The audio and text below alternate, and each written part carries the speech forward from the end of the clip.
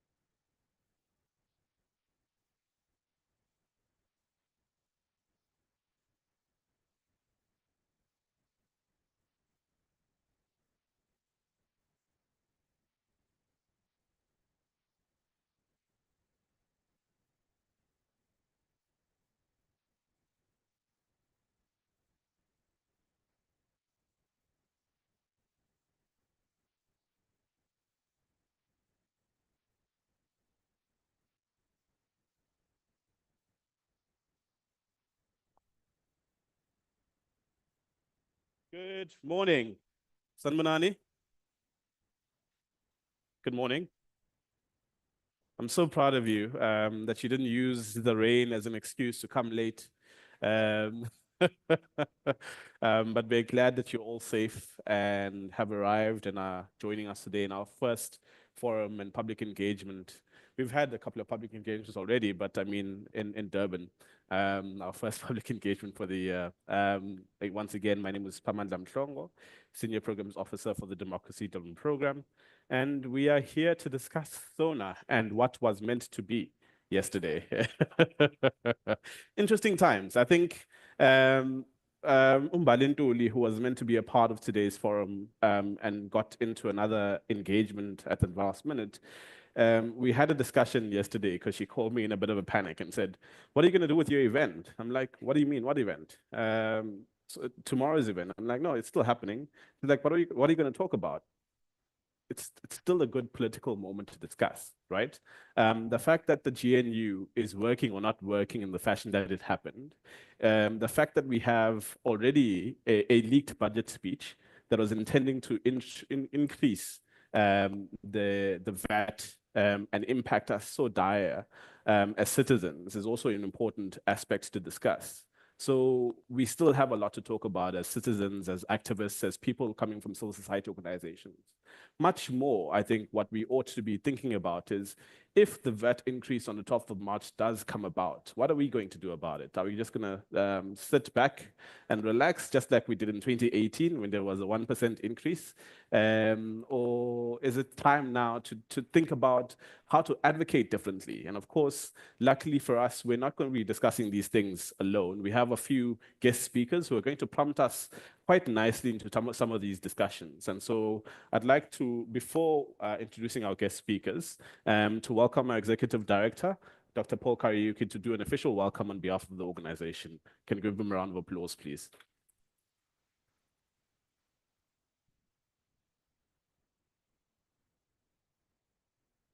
Yeah.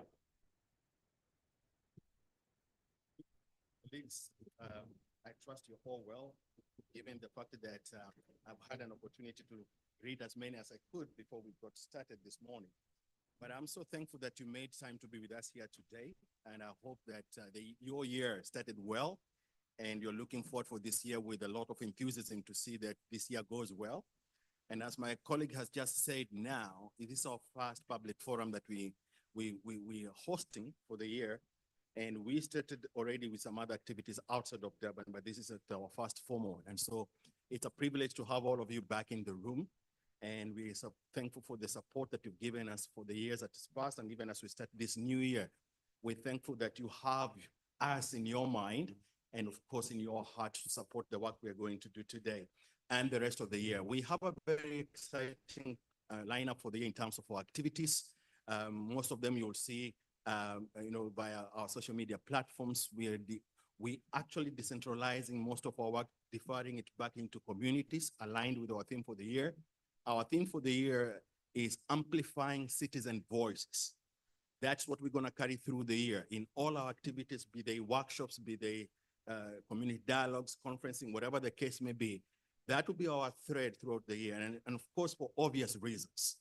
As you can see, our political landscape is changing, is continuously contested in terms of who has the upper voice, who is making the loudest noise, but all that leaves constantly the aspirations and the interests of us as citizens.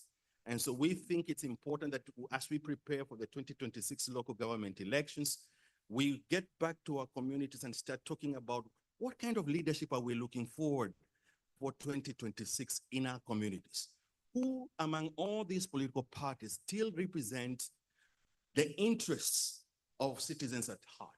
Because talk is cheap.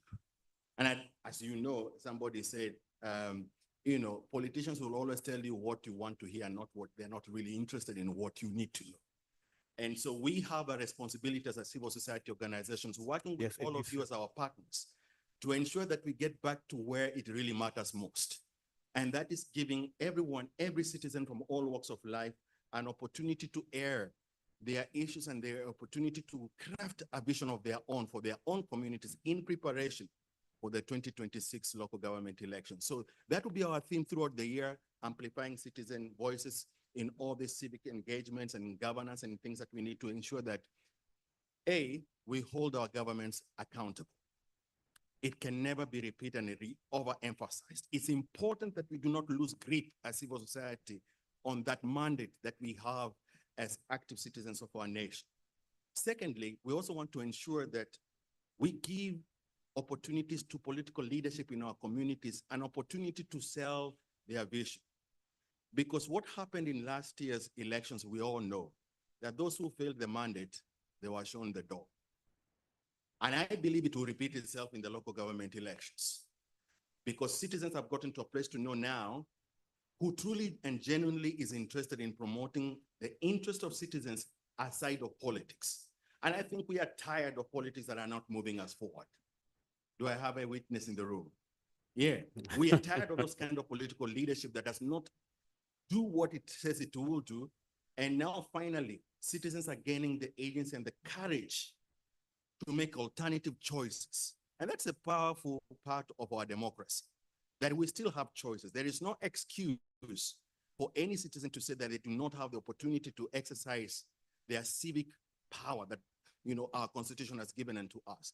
So as we hold them accountable, we are also exploring opportunities to ensure that we bring on board leadership that really truly represents the interests and the aspirations of our citizens. And thirdly, and my final point, it's for us as citizens to take advantage of self-educating ourselves about the political discourse of our nation. Again, there is no room to say or claim ignorance. We have access to information. We have access to platforms such as this one to get to educate ourselves so that we are able to reinforce our individual organizational capacities as far as advocacy is concerned and as far as our political knowledge is concerned. The worst thing we can do for ourselves as a civil society is to fail to rise up to the demands of our situation at the moment. It is calling all of us in the spaces where we are in to really engage with the context that we have and push the boundaries of advocacy as best as we can. And yes, we are not doing this because we are fearful for anything. We are not fearful for anything. All we want to see is that those things that do threaten the sustainability of our democracy are challenged. What are they? Quickly. Increase in corruption. There is no way that thing will go away without our pressure, isn't it? And it's a threat to our democracy. We cannot continue to enjoy whatever they would like us to call democracy when we still have great economic inequalities. It cannot be. We can also not continue to enjoy the democracy that we enjoy while there are still sections of our population that are being subjected to violation of human rights, right? And the list goes on. And we cannot also not do all those things if the civil society is weak. So our coming together here is a testament that we are able to stand together strong to defend our democracy that we cherish, but also to hold our leadership accountable and us rolling our sleeves to get the work done in our communities, in our institutions, and in society in general. And I hope that's the aspiration that brought you into this room as we speak about the various things about the Sona and what we need to do thereafter. And I'm so grateful that we have our guests who have made time to be here today, our speakers, to engage with us on these issues that we're going to be discussing in the room. And hopefully also it sets up some fire within you that as you walk out of this room today, you'll be feeling there is my place in society and I need to do something about it because I'm a citizen with responsibilities. And having said all that, I would like to thank our DDP team that put this together. It takes quite a lot of effort to do all this in the midst of the other things that we are doing, and of course our funders. So with those few words, I welcome you, enjoy our hospitality and our engagement. Thank you very much.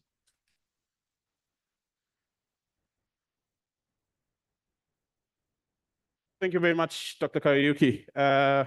We started off the year with a bang. In some places, literally because of all of the airplane crashes, unfortunately. Sorry to make a joke about a sad thing. So I want to ask you a couple of questions. I want to hear from you. What is interesting about, or how has 2025 been for you? And I don't want to ask about January and all of the financial issues that you're, going through, but I want to hear from you in terms of the global political sort of setup. What has been interesting about 2025 for you? Is it more, are you feeling anxious? Are you feeling excited?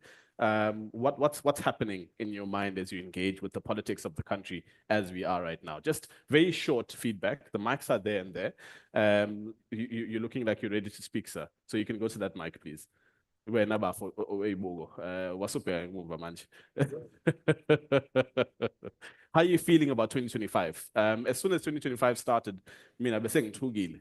We're going to war, not just the war in the DRC, but war against the US or something, Any other thoughts? What are your feelings as we start with 2025? Oh, behind me, there we go. Yes, ma'am.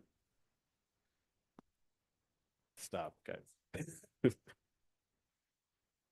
a new year. Yes. No, you can. Good morning. Nice to have all of you here. And we have a lot of challenges, but I am hopeful. You're feeling hopeful in 2025. But the thing is, there's a lot of things going around that the country is going to go through the war and all that. But basically, we as South Africans, you must remember that it's our country, it's our president.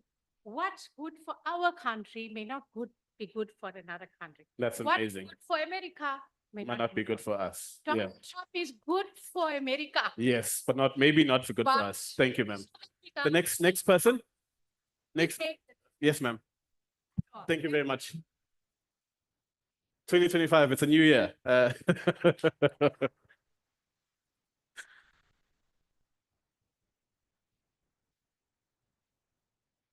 Sorry, can you just double check the mic? Yeah, it's on. I'm not sure. And she's close, so. Colleagues?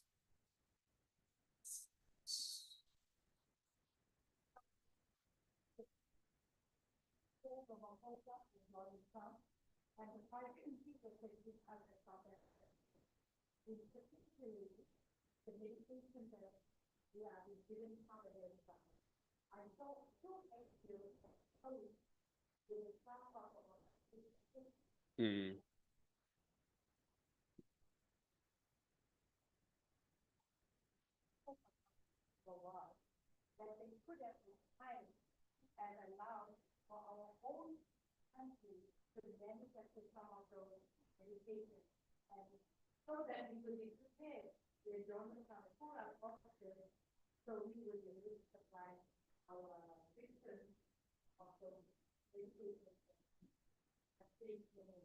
All right, thank you very much.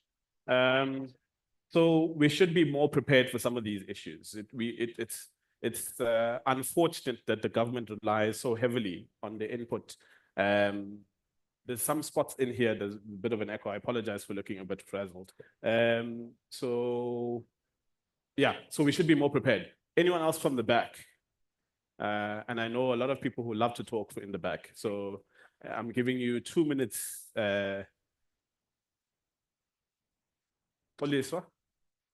Yes, sir. Oh, uyebo baba. Woza ngalang ngimuva.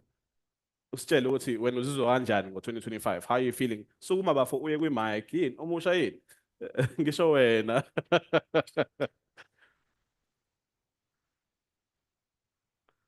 Yeah, i-on.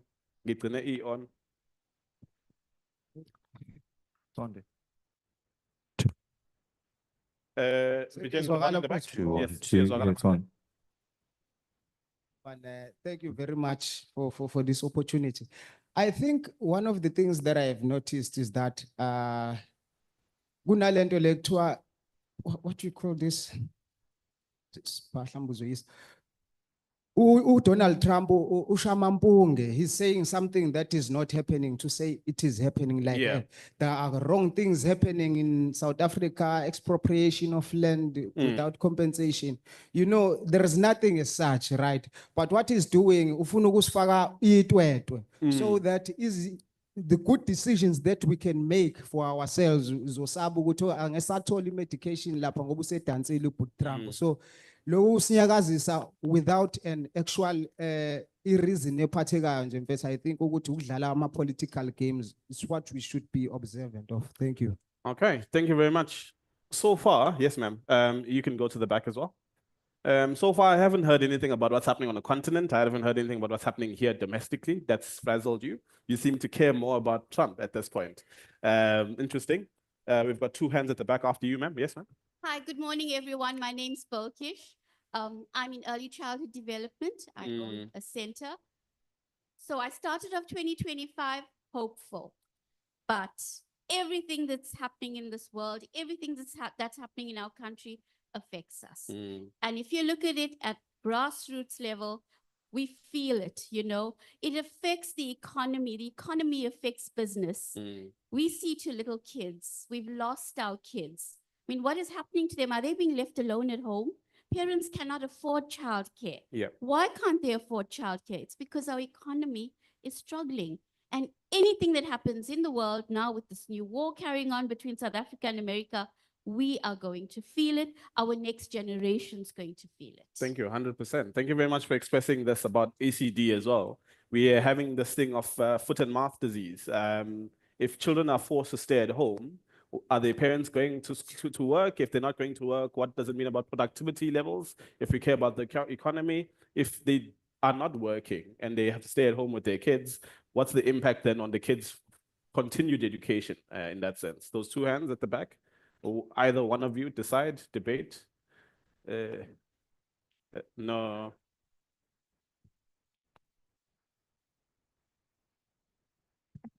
Morning, colleague. And it's two things. Yeah. One, it's the flooding going on. That we find ourselves in the same shoes that we were a couple of years ago. Same areas. Kwamakos is flooded, Doti is flooded. But they should know. Systems should be in place. Yep. And then the big one at the back there is the fees must fall. 10 years later, we're fighting for the same thing again. Guys. And it's a bit frustrating that we have our parents not understanding why kids are just burning. So yeah, that's the big thing on my mind. Thank you so much. So we have a crisis of education in the in the tertiary education institutions. Kusafana. People lost their lives in 2015, lost their livelihoods because they were criminalized by that administration.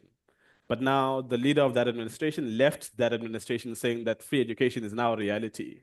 Washo njalo, but we didn't see action thereafter. We're now sitting, what, 7, 8 years later, and nothing's happened as a result of that announcement. And so kids are achieving, they're getting the bachelor's passes, but they're not getting access to institutions.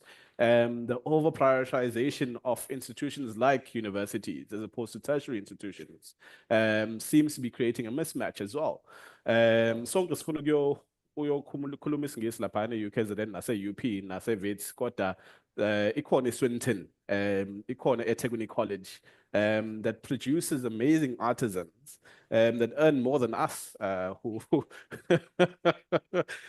or at least have higher earning potential if everything was going right in the economy, and it seems as though we're ignoring those factors. So broadly, those are the issues that we're confronted with. I don't know if any of you feel that the State of the Nation address itself addressed any of those issues in a real substantive state, in a real substantive matter. So you talk about flooding. Centurion's flooding yesterday. Limpopo, there are areas where flooding is happening. So it's not just Itegwe and Durban in the broader sense. But the response to climate change and climate disasters doesn't seem to be happening as readily. So mine was just to introduce those sentiments. But we do have speakers who are more capable than I, who are going to prompt us in some of these discussions. And so I'd like to announce first Ms. Bonolo Machale of the University of Pretoria Center for Human Rights. She is a political analyst. She's a globetrotter, not just for vibes, but for actual work when it comes to diplomacy, engaging with Pan-African Parliament through the civil society forum that she herself set up, but also working with other AU organs and ensuring that we, when I say AU, sometimes acronyms are too easy, African Union organs, in order to ensure that development happens, particularly in the continent, more so. And so I'd like to invite her to talk to us about South Africa's role on a global stage, being in sharp focus. We want to talk about diplomacy in respect of the DRC conflict and the USA, as some of you have prompted us. We'll also have thereafter prolific political analyst Tobani Zigalala, who's going to be chatting to us and examining Sona 2025 through the lens of the 2024 electoral aftermath. GNU versus the, so I wanted to say supposed progressive caucus, but I should have, in order to be fair, I should say the purported GNU versus the purported progressive caucus, because really, but as babi zengazo lezinto asazi noma bayizona yini, you know. And then lastly, very importantly, we have with us the senior manager in the PPP, Public Participation and Petitions, from the KZN legislature, who's going to be speaking to us about public participation and civic engagement using the KZN legislature as an example. So when we talk about how do you engage your MPs, how do you engage the legislature in doing the work of advocacy, a lot of us, we are blank in that sense. And so we have a very important resource person in the room who's going to be taking us through that as well. And I think because of how prepared she is, I think she's the only one who sent me a PowerPoint presentation. So Melanie, you must pay attention even more so during that session. Bonolo, welcome. A round of applause, please.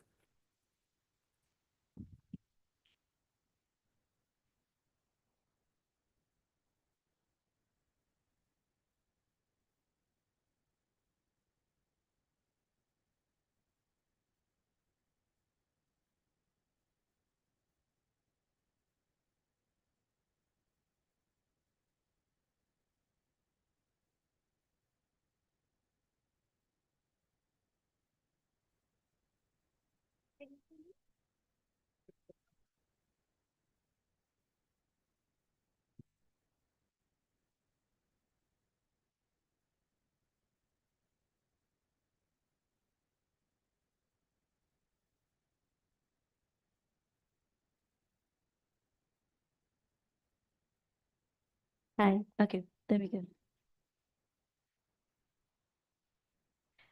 You know what, this looks weird.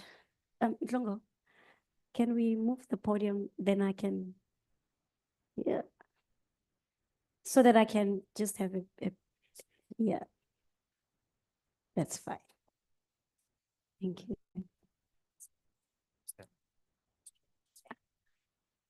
Yeah. Okay. Good morning, everyone. It's good to be back here. As Mhlongo has said, my name is Bonolo, and I'm a good friend of DDP. But I also do quite a lot of work on democracy and peace and security on the region. And it's interesting to hear some of the thoughts that you have shared this morning about what the world looks like for us at the moment. One of the things I've been thinking about is this idea of the role of the US on the continent or even globally at the moment. Somebody last week asked a question that, have we thought of a world without the US? And if we have thought of a world without the US, what will that world looks like, right? But more importantly, this idea that, and I was having this conversation with my students last week, that, and given the work of DDP and some of the things that Paul was saying earlier about centering citizens and centering.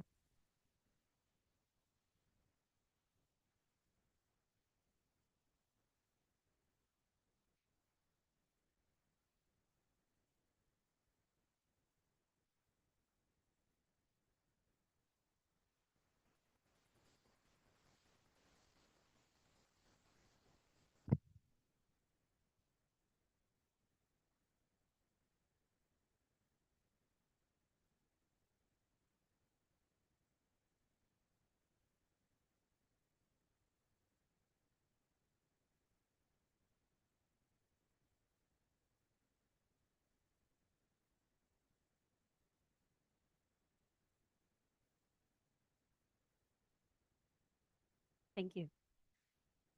So I was asking some of my students last week about this idea of law and democracy, right? As we reimagine the world as we see it now. One of the things I've been battling with is this idea of whether the law in itself elevates democracy or democracy elevates the law. And I say that to make an example about some of the decisions that Donald Trump has made. Um, Donald Trump is giving Americans what he promised them. And it makes us uncomfortable, but that's the truth, right? He promised them to make America great again. And every decision that Donald Trump has made, and I'm going to ask this question because I actually want this to be very interactive. Every decision that Donald Trump has made, he didn't make it outside of the confinements of the law, right? But what the fact that he didn't make it out of the confinements of the law does not take away the fact that those decisions have an implication to democracy globally. And so the question then is that if decisions are made and they are made within legal parameters, and those decisions have implications in democracy being practiced, what should those that are impacted by those decisions that have been made in terms of democracy being practiced? So someone earlier was speaking about the implications of some of the decisions that Donald Trump has made in things like health in South Africa. You know, we know how US aid has been affected globally and mostly here on the continent. A few friends of mine, people that I know personally, have lost their jobs because of the order that had been placed on US aid, right? And so if we were to think about a world outside of Donald Trump and some of the resources, so let's decenter Donald Trump actually. If we were to think about a world outside of the United States in the next 4 years and decenter Trump as an institutional representation of the US, what will that look like for us? You know, and I want us, when we answer this question, as when we think about this idea of aid, as much as it's sad what has happened and its implications on some of our development, we can't take away the fact that aid has come with a lot of aid conditionalities and political conditionalities. But besides all of that, South Africa as a case study, in 2022, an announcement was made about COVID-19. Did we not find money to figure things out, right?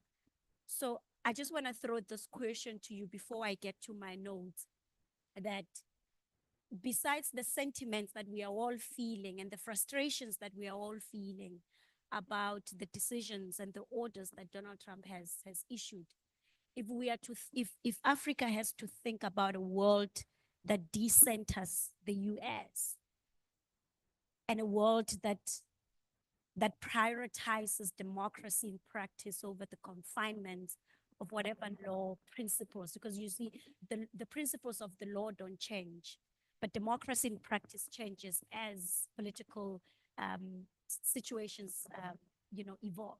What will that look like? Anyone?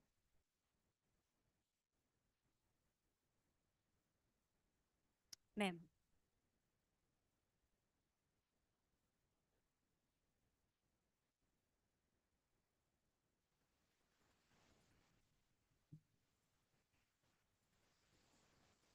Yeah.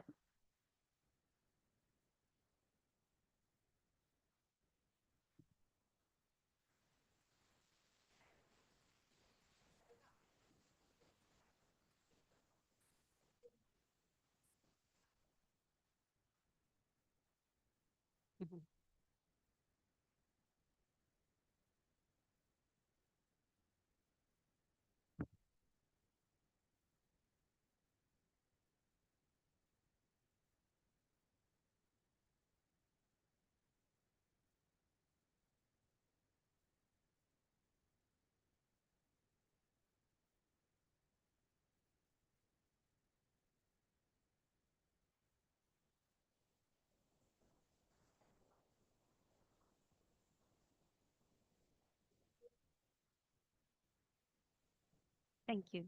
Anyone else? Did you have your hand at the back, the gentleman with the green beanie? Or not?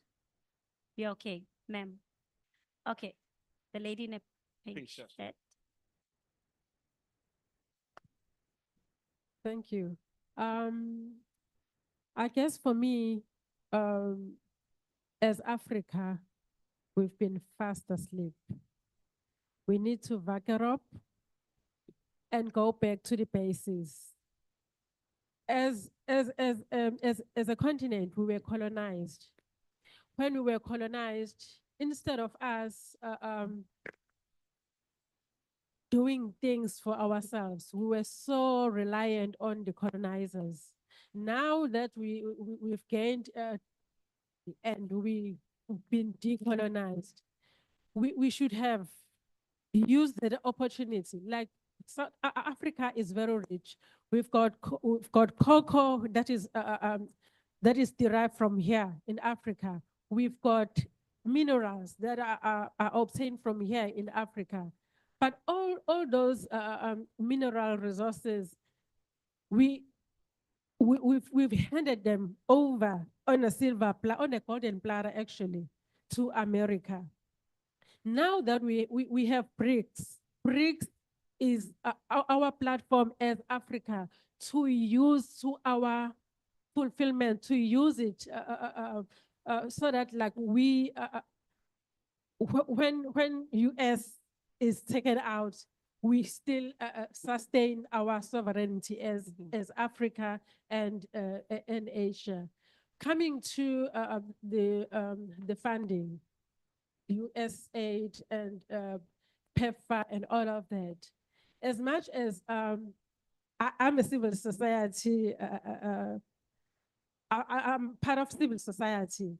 I'm an NGO. I'm an NGO. What I've witnessed as an NGO, as a civil society person, is that as soon as global funding came into existence, we forgot who we were. We forgot our priorities, we forgot our visions and missions, but instead we tapped on what the funder wants, you know. And by that, we lost a whole lot. That is why the NGOs, the main NGOs like HST and all of that were globally funded are now crumbling now because we didn't make any contingency. We didn't make any contingency. I think now we need to go back, look at what we've done wrong as a continent, and learn from that. And then we use our resources that we have. We use it to our for our benefits.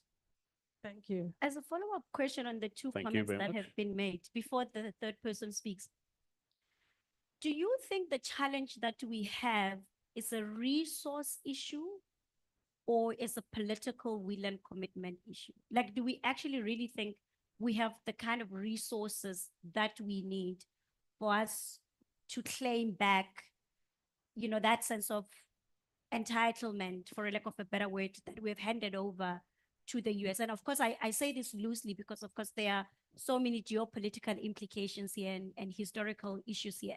But do you actually think that, because even when I was thinking about some of the stuff that the president said at the State of Nation address, like, I didn't get a sense that there was this idea that we have the resources to fix our problems. Because sometimes when we gather like this, and it almost as if I've become very cynical, because when we gather like this as civil society people, and I myself, I'm guilty of that because I'm a member of civil society, we say these things, right? And they sound so doable and so perfect, and we walk out of here. But I'm wondering more pragmatically, if we were to gather like this and advise a policymaker in South Africa, because one of the things I've been thinking about is the fact that this administration looks completely different from the administration of the Republicans, right? And this Donald Trump administration is actually a lot more dangerous than we imagine it is.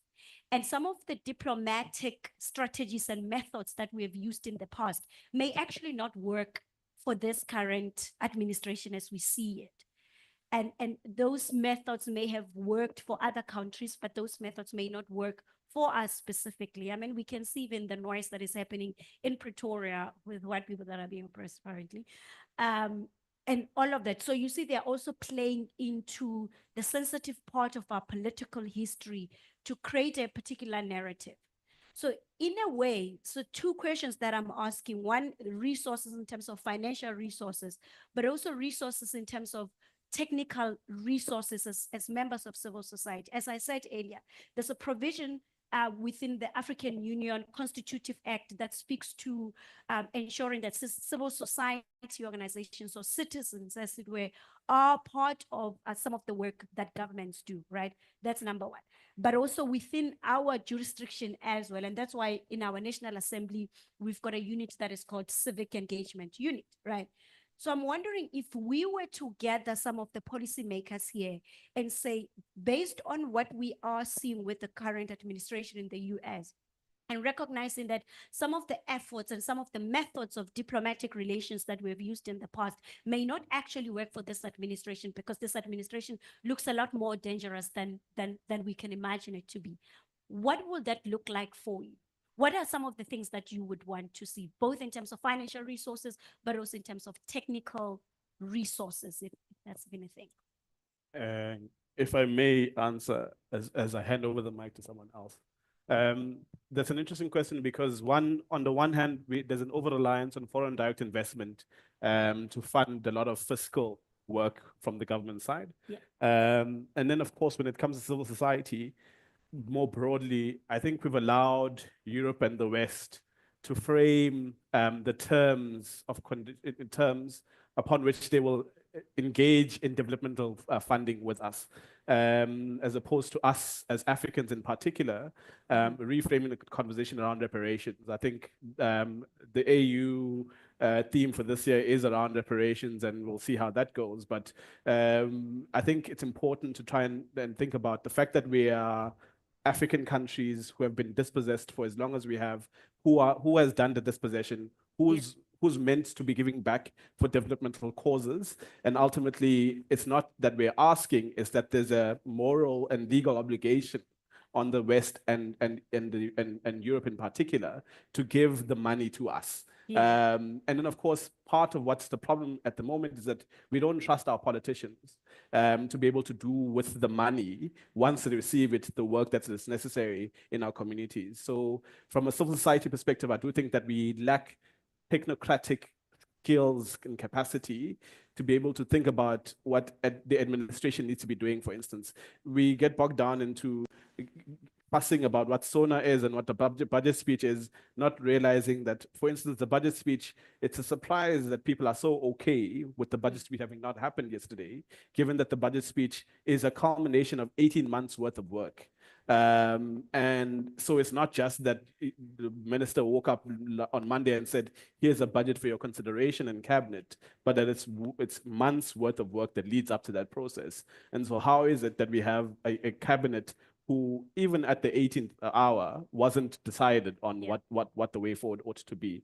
But at the same time, from a civil society perspective, we're not talking about the work that has happened or ought to have happened beyond that. We're just worried about the hot mic incident and like just the optics of what's there, as opposed to the actual technocratic stuff that we should be asking. Why wasn't this done? Who's responsible for this? Who should be held accountable for that type of thing?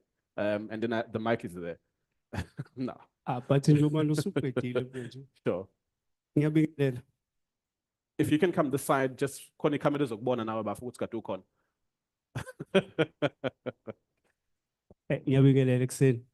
Mhlambe unjomane lezi zinto asezithintile izinto ebengifuna ukuzithinta. Ake ngiqale ngithi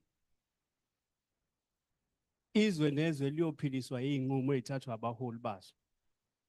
I-USA ikhuluma very broad kanje ingoba they trust ama-decision abanye babo, they trust ama-decision ka-president wabo.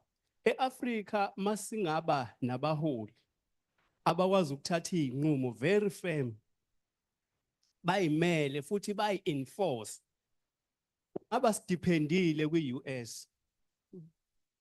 Sidipende ku-US njengoba abaholi bethu bancike iy'nqumo zabo zincike kwi-US. So I think we need to develop a strategy whereby abaholi base-Afrika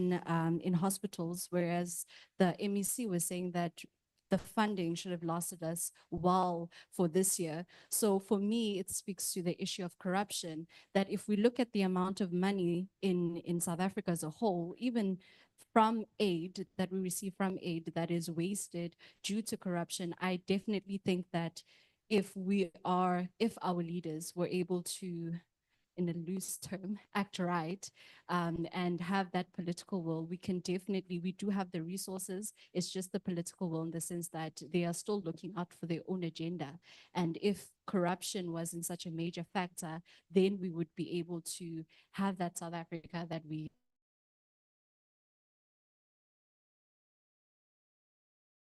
One more hand in this table. Yeah, usukuma bafo, yeah.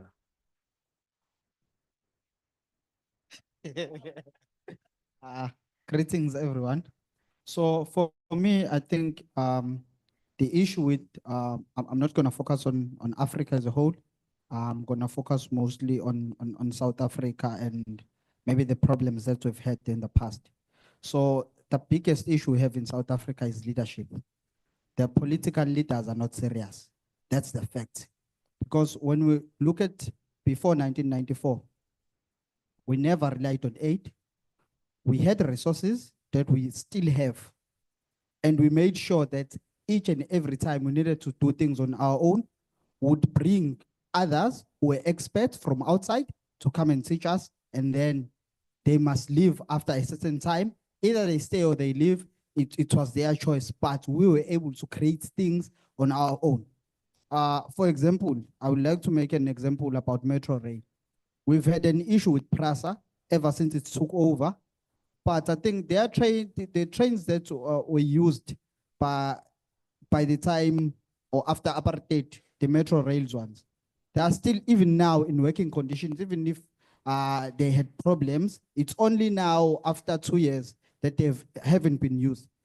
That shows that Africa or South Africa has the capacity, but the leaders of South Africa are deciding. It's a choice for them to make sure that people are still still not being able to access things that they need. But I don't think we need aid as necessary as we thought, because I think the term came with usually when they talk about ANC, it's something they introduced after apartheid, the dependent syndrome. Thank you. I just want to take this conversation out, and Tlhoko, if you'll allow me, Yeah, I you get have that- about 10 minutes remaining, so. Okay, so okay, so I have two things that I want to transition to, but before we do that, and I get that the audience here is a South African-based audience, right? Mm. But we exist in this continent, right? And so there's been ideas coming out of the room about leadership and about resources and whatnot. And I wonder if you as an audience here that recognizes one, the problems of South Africa, but the fact that our problems here, like this idea that, you know, that we are being accused of on the continent of South African exceptionalism, that we're not the only country on the continent that have these socioeconomic challenges that we're facing. And so the African Union has just recently elected a new chairperson. Who's aware of that? Who's not Famanda Mhlongo? So could you let us know, sorry, what's your name? So I want, and part of this is because this conversation was around diplomatic relations, right? And I want to take this conversation outside of the jurisdiction of South Africa into what Africa looks like. So the AU 2063 agenda, of course, speaks to the Africa we want to see. And there are various, you know, specific agendas and indicators that the African Union wants to see. So if we are to, with the current leadership, given that not just South Africa is struggling with ethical leaders and leaders that are committed to those the things that they've made a commitment to us, but this is a continental issue.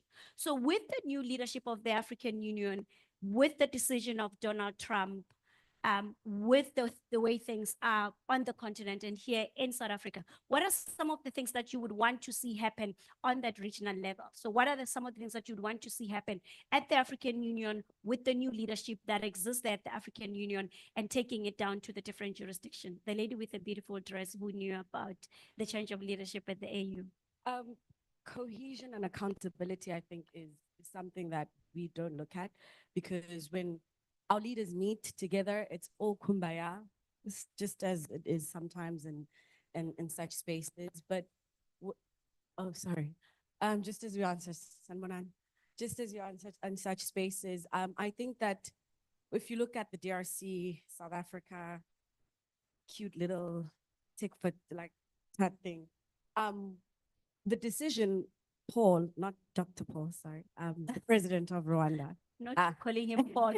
Yeah, no, zero respect. The decision that he has made is just also showing other international leaders how much there is no cohesion in us working together as leaders. And then you also look at what funds these wars and what funds these conflicts that make it more difficult for us, and that birth xenophobia and that birth what you're saying, Guti, South Africa, we're not the only country in the continent. All those things are birthed from us not making cohesive decision-making as leaders of the African continent, in order for things such as USAID do not affect us, in order for trade policies not affecting us as a continent as a whole. If we look at the things that Burkina Faso is pushing at the moment right now, and I think it's Mali, where decolonization is happening on a national level. It's not happening just by speeches, it's not happening. If we all were cohesive in that decision making, I think then we'd respect our leaders and we'd respect the decisions that they make for Africans, entirely because we know that it will benefit all of us and not individually. So I don't know if I answered your question. Yes, so because I don't have time, and I'm glad you brought up the DRC. So one of the things that South Africa stands by is that, you know, we see that in this evolving international order that requires what South Africa calls the non-alignment, you know, agenda, right? And part of this is that South Africa is not necessarily saying we're taking a neutral position, but South Africa is focusing its efforts on on dialogue. And I suppose the obsession with dialogue in South Africa is because dialogue, among other things, helped us to end apartheid. But what we're seeing in the DRC, the situation in the DRC and all of that, I mean, there's been quite, you know, on the one hand, the idea that why South Africa very much invested in the DRC, also particularly given that it's financially costly as well, right? But I think part of it is also because South Africa is, as part of SADC, is committed to respond to issues of peace and security on the continent. And I'm very curious, and it brings back, it brings back to what I asked earlier as well, and Uspamandla said it at the beginning as well, that it's interesting that none of us here have mentioned DRC, none of us here have mentioned Sudan. And I wonder if, as South Africans, we have an understanding of what conflict on the region looks like.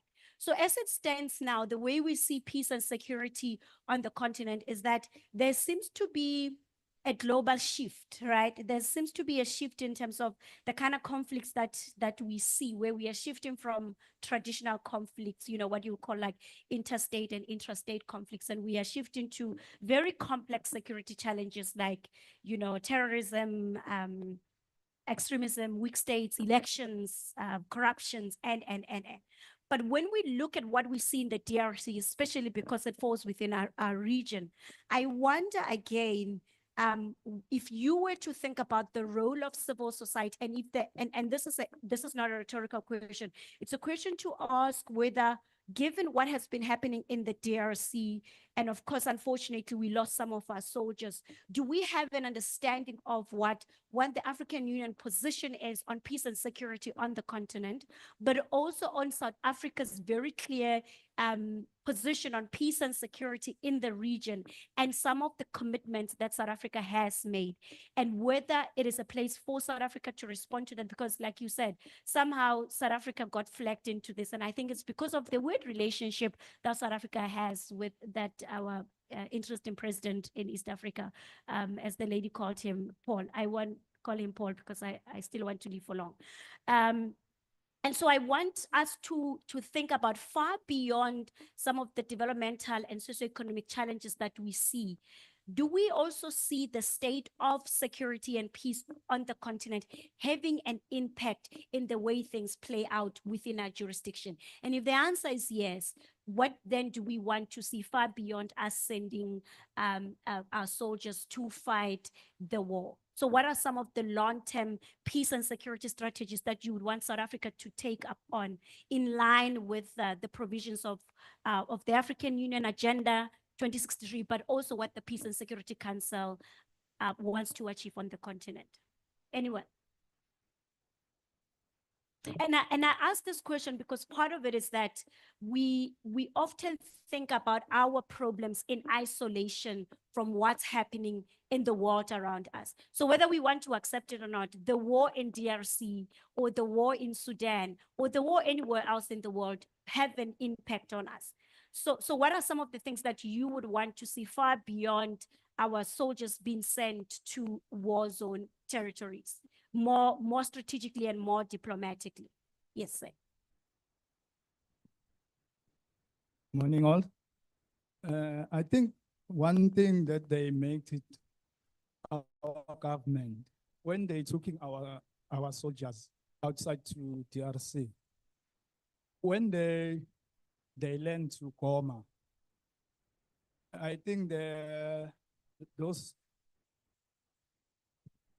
think in DRC, most of those soldiers, which is called M23, they are well-trained soldiers. Unlike our soldiers, our government, they make one mistake. When I've seen those the reports for those soldiers who left at a coma, most of them, they are young. Some of them, they are they born in 1989. They never been in exile.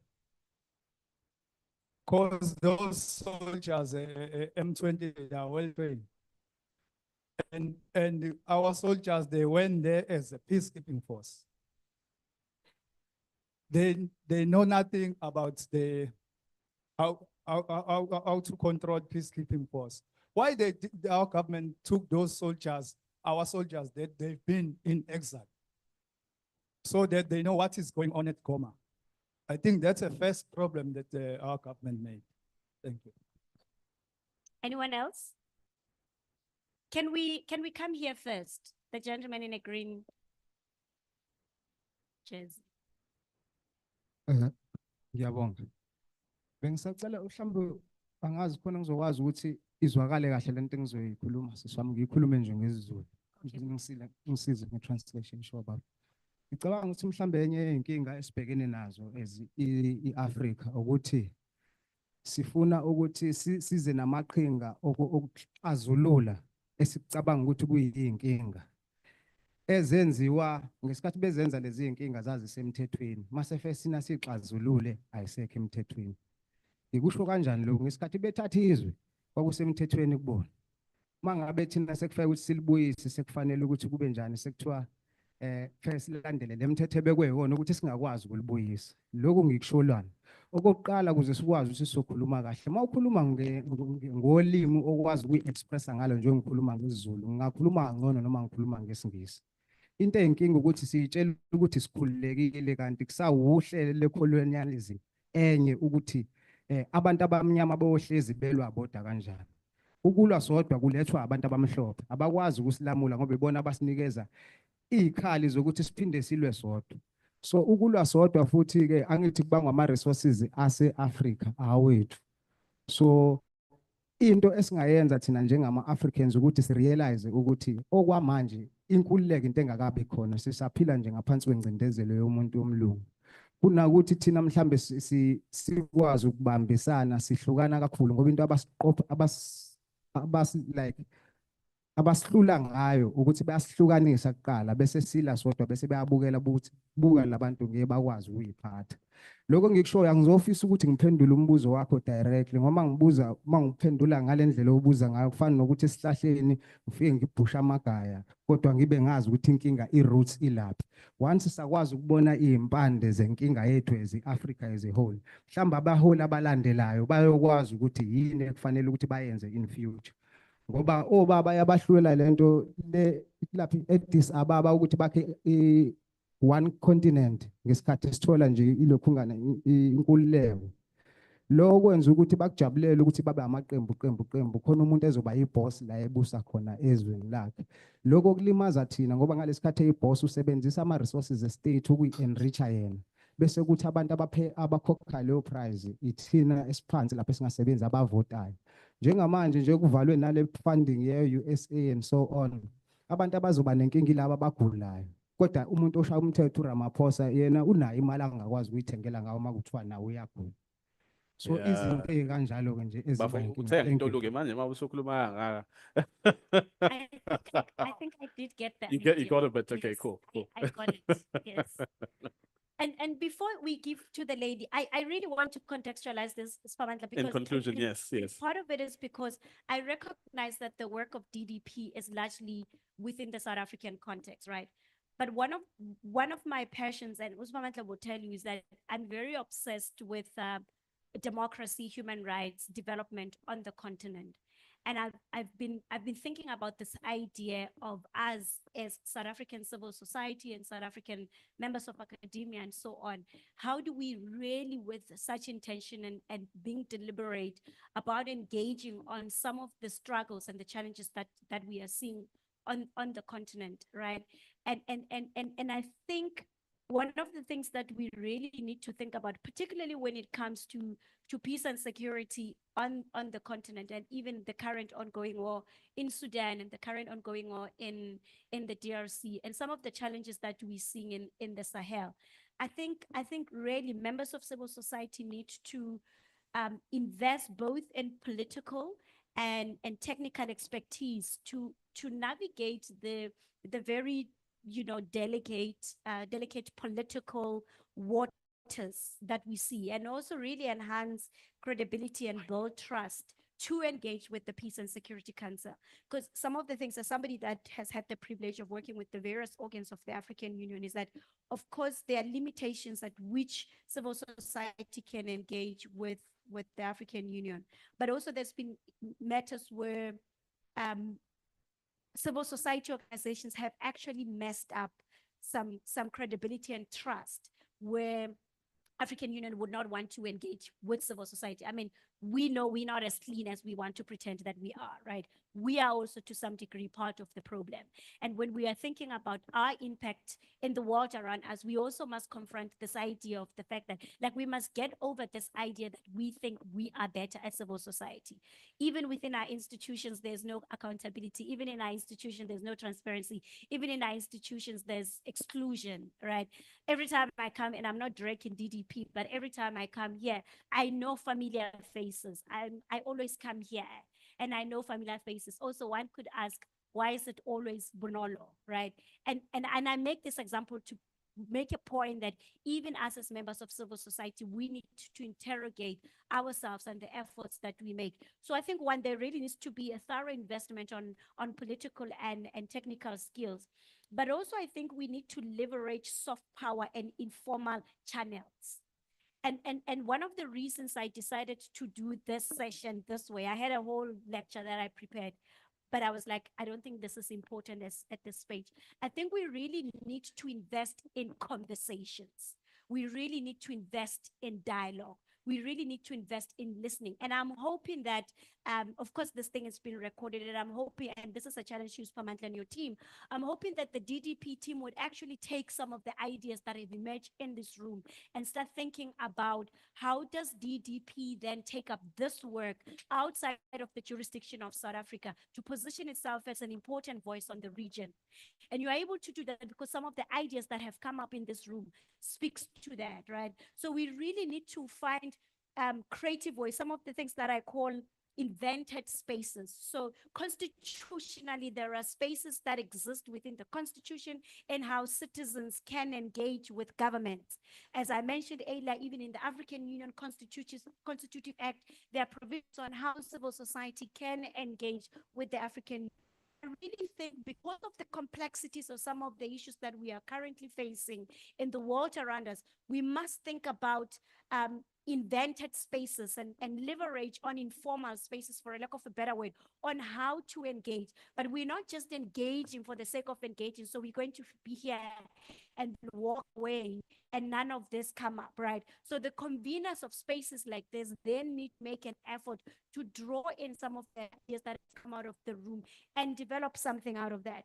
But also, I think we need to find a way, particularly on the peace and security issue, because, I mean, this war in the DRC did not start in January. This war in the DRC has been going on for about 30 years. And part of this war in the DRC, of course, there are political implications to it, but at the core of it, it's a conflict about resources, the kind of resources that the DRC had. And as I mentioned earlier, that now we are seeing in global relations where we're seeing a shift in the kind of conflicts that we are seeing. We are not only seeing your typical traditional conflicts as we saw in the past, right? So there are conflicts that also emerges because of climate change. There are conflicts that emerges because of forced removals, statelessness, you know, we name them migration and all of that, right? And so I'm wondering if there could be a way as well where we could develop some sort of a hub, some sort of a, you know, regional peace and security hub. For this context, given that DDP engages with the South African government, what are some of the creative ways, more strategically, where DDP and its partners can engage with the national defense about some of the conflicts that we see on the continent? What are some of the strategic ways that DDP and its partners can engage with the Ministry of Foreign Affairs about some of the challenges that we see on the continent? And what this does is that it then moves us from the margins of efforts of the state. It brings us on the table, right? And I think at this moment, even our African leaders are realizing that more and more they need expertise of people outside of the tables that they have established themselves. So I'm hoping that this I know Pamela is probably not happy with me that I didn't go through. I did prepare. No, it's okay. I have 5 pages. It's fine. I think part of it is that I really want us to really start thinking about ways in which effectively civil society can be a powerful voice in the development of this continent, where civil society can be an important actor when it comes to the promotion of human rights and democracy, where we stop lamenting only, right? We do them at the same time. How do we lament when we equally make small efforts? And of course, it sounds very rosy for those that have access to these spaces. But I really think that if we even start within smaller spaces like this, where we start building thinking hubs, where we start building innovative hubs around peace and security, where we really, all of us here are affected at the moment by the decisions that Donald Trump has made. How do we then start, as the lady in black mentioned, how do we also start finding very creative ways of funding some of the initiatives that we are doing? If early childhood development centers are closed, how do we figure out a way as a community of people that care about the future of our children, think about how do you use the resources that we have? And I suppose the point I'm trying to make is 2 points here. One, let's think about the future of this continent and the future of this country outside of the US, because the next 4 years is going to be messy for us. And we need to figure out what does that look like. But also as South Africans, a challenge to us that let's start thinking about ourselves as part of, you know, the broader agenda of the African Union, the broader community on the continent, and not only, and this is not to minimize our own experiences in country, but this is to say we exist within a broader community on the continent. How then do we use opportunities that have been presented to us by the African Union for us to make a change? Thank you. Thank you very much. Just what's the step? Thank you very much, Manolo, for your introductory remarks, all 1 hour of them. No, I'm joking. I'd like to invite then, you know, when you were saying we must think about ourselves in the context or outside of the US, or the demands that the US is placing on us, or outside of the US, part of the discussion that happened prior to 2024 in many spaces was what does the future outside of the ANC look like? And so in some ways, we're going to ask Tsubani to speak to us about the implications of these discussions. And of course, can you give him a round of applause, please, as he moves to the front?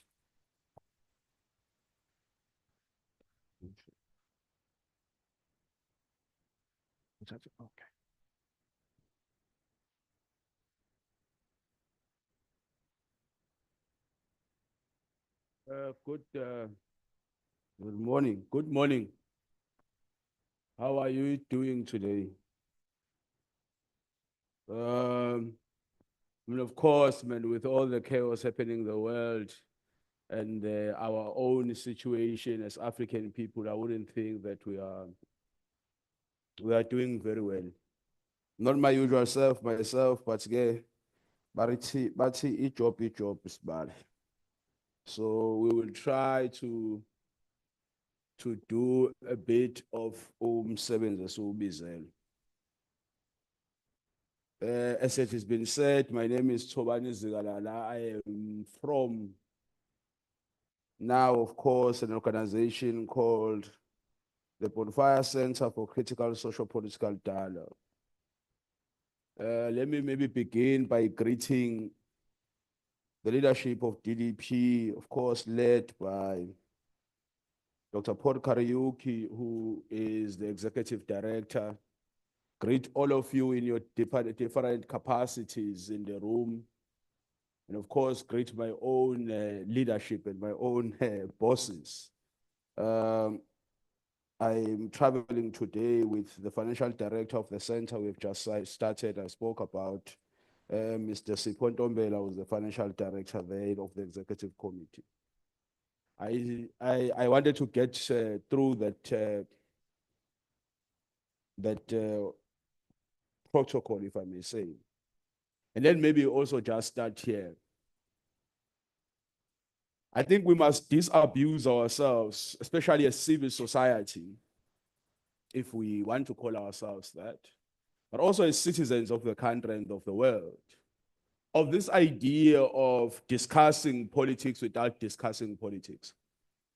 It is like someone who goes to the supermarket to buy a 0% Savannah or cider or beer. We want to drink the alcohol, but we don't want to get drunk. It's like we are vegetarians, but we eat meat. It's problematic for us to call ourselves, for us who want to discuss politics. But when it's time to discuss politics, it's like we're shying away from it. It's like it's something that is painful, like something we are allergic to. I've spoken here countless times. And I think in the many times that you have heard me speaking here, I've always said this very simple definition that politics is about power and authority. We want to navigate that. Who has the power? How do they obtain the power? How do they use the power? So if we want to discuss politics, but we don't want to get to the nexus of it, who has the power in the world? How do they obtain that power? And how do they utilize that power? I thought I must pass there so that some of the things I may say or may go through, of course, I'm not in the business let me start here. Unjomane didn't pass here, but let me pass here. That the views that I speak here are mine and not of DDP. So that tomorrow people don't say DDP said this. They didn't. I did.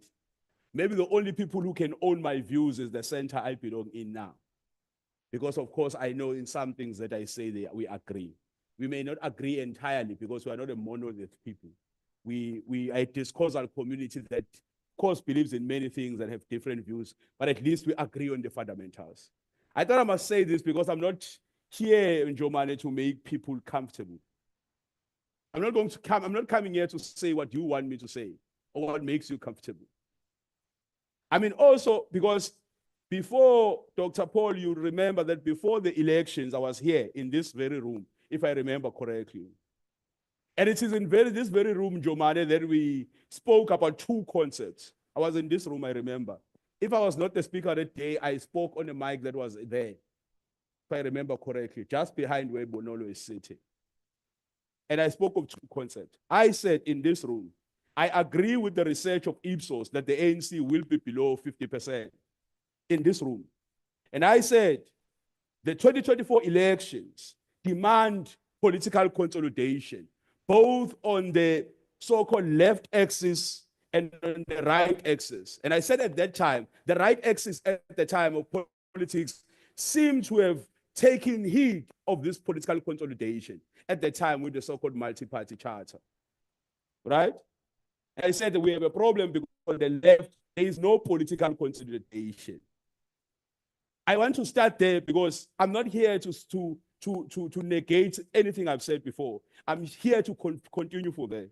That the 24 general elections, clearly from 3-4 years ago, it already told us that what it needs, one, the ANC will lose the goodwill of the people and will be for the first time below 50%. Which offered an opportunity for opposition parties in the country to seize the opportunity. And I can tell you now safely, because we now at least retrospectively can go back, that the right side of political axis in the world or in South Africa took the opportunity that was presented by an ANC that is below 50%. Unfortunately, it doesn't seem that the left political axis took that opportunity or were ready for that opportunity. So what we then find ourselves in is that as the ANC lost power, of course, many political parties lost their numbers. I mean, there was a decline in political parties like the EFF and others. And when we spoke, if I remember correctly, Jomane, we spoke, and at the time, the phenomenon of the Zuma factor, the MK party was not there. But we already could see. It became worse in December 2023, on the 16th of December, when the Zuma factor entered politics. Those who have listened to some of our analysis, I mean, just post the 16th December 2023, I think I was one of the first political analysts to be interviewed on the MK party. I did say then, I think there's an interview where I'm interviewed with Professor Dek Kotse, if you can find it online. where I try to correct the pro from discounting the Zuma factor. I even say, let's go back to what the numbers say. Zuma is a almost 2 million party, 2 million votes man. He can deliver close to 2 million votes. Anything that happens above that may be because the party is strong and can galvanize. But him alone, he is capable of that. And I say these things because if you go back, and of course I've said this on public platforms, that look at 1994 and look at 1999. This is the only time the ANC goes to close to 12 million votes. The one time the president was Nelson Mandela, the one time the president of the ANC was Zuma. The ANC has never broken the 11 million mark since then. No other president of the ANC has broken the 11 million mark. So it told us, when you look in terms of what happens in the second term of these presidents, in terms of the decline of their numbers, already told us that there is a possibility that the ANC will go below 50%. What was needed was opposition parties in this country are realizing that opportunity and consolidating better. I don't think they did. But the people who seem to have always been ready or looking forward to this opportunity, when it came, they didn't play with it. I mean, we just know now that there were negotiations, and how the ANC, by the way, handled negotiations. In retrospect, I mean, some of us have got our own views, but in retrospect, when you listen to how they account for how they held the negotiations, I think the ANC showed experience and maturity in how they handled the negotiations. Because in terms of how the aftermath of that meant that the ANC maintained some sort of influence, very high influence, by the way, right? Even though they don't have the parliamentary majority. For me, that is something that opposition parties in the country need to think about. But of course, I mean, we will speak towards the end about this so-called, so what happened, okay, let me start here. So what happened post the 29th of May, 2024? The ANC is at 40%, the DA is close to about 20%, the EFF is at just about 9%, and of course the MK party is at about 14 to 15%. I may not recall all the numbers, but these bigger numbers I can recall them. Then emerges a multi-party coalition. I still struggle with the concepts of government of national unity. You'll forgive me. I see it and how it plays out as a multi-party coalition.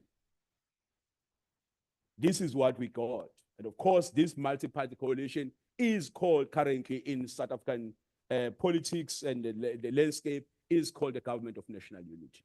So for the sake of the discussion, I will use the terms interchangeably, that GNU is the name for the multi-party coalition. I hope we are together. No one is going to say I am insulting them. But as I said in the beginning, I'm not here to try and make you happy.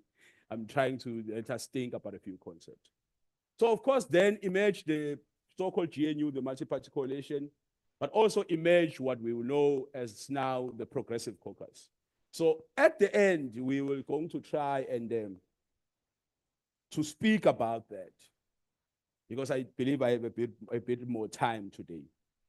So, so we have spoken. I don't want to go to the detail of 1 + 1 is 2, but conceptually, the 29th of May 2024 presented an ANC that loses the goodwill of the people, losing its absolute power on the state for the first time in 3 decades. They have been the drivers of this post-democratic dispensation vehicle, right? But their ability to drive this vehicle was brought into question in 2024. These are some of the things we said before the elections. That what then happened is that the state, as it's formed by the ANC alone, is brought into question, and that state project is brought into question over its ability to continue to drive the transformation project of post-1994. What emerges then are two strands. One, those who believe that the state's project and its project of the state formation and its project of state transformation there's nothing wrong with that project and how it is structured. What is problematic is those who are the drivers. On the other hand, what emerges is those who say, no, there is everything wrong about the whole thing. We do not only need to change the driver of the state project, but we need to change the structure of the state project itself. Government of national unity on one side, where you find parties like the DA and others who do not seem to disagree totally with the state formation post-1994. The liberal state project that started in 1994. They don't seem to totally disagree with it. But on one hand, you've got the so-called progressive caucus, who in their articulations, we can at least deduct that they've got a critique of this emerging state. So the aftermath of the 2024 election presents us those two possibilities. But on one hand, we can also already conclude that the ability of the ANC to drive the state project alone was brought into question. And what the people did at the ballot was to at least take away some of their goodwill that they've given to the ANC. This is why the ANC is at 40%. The ANC is not at 40% because someone hates it. The ANC is not at 40% because that leader or that leader are not good enough.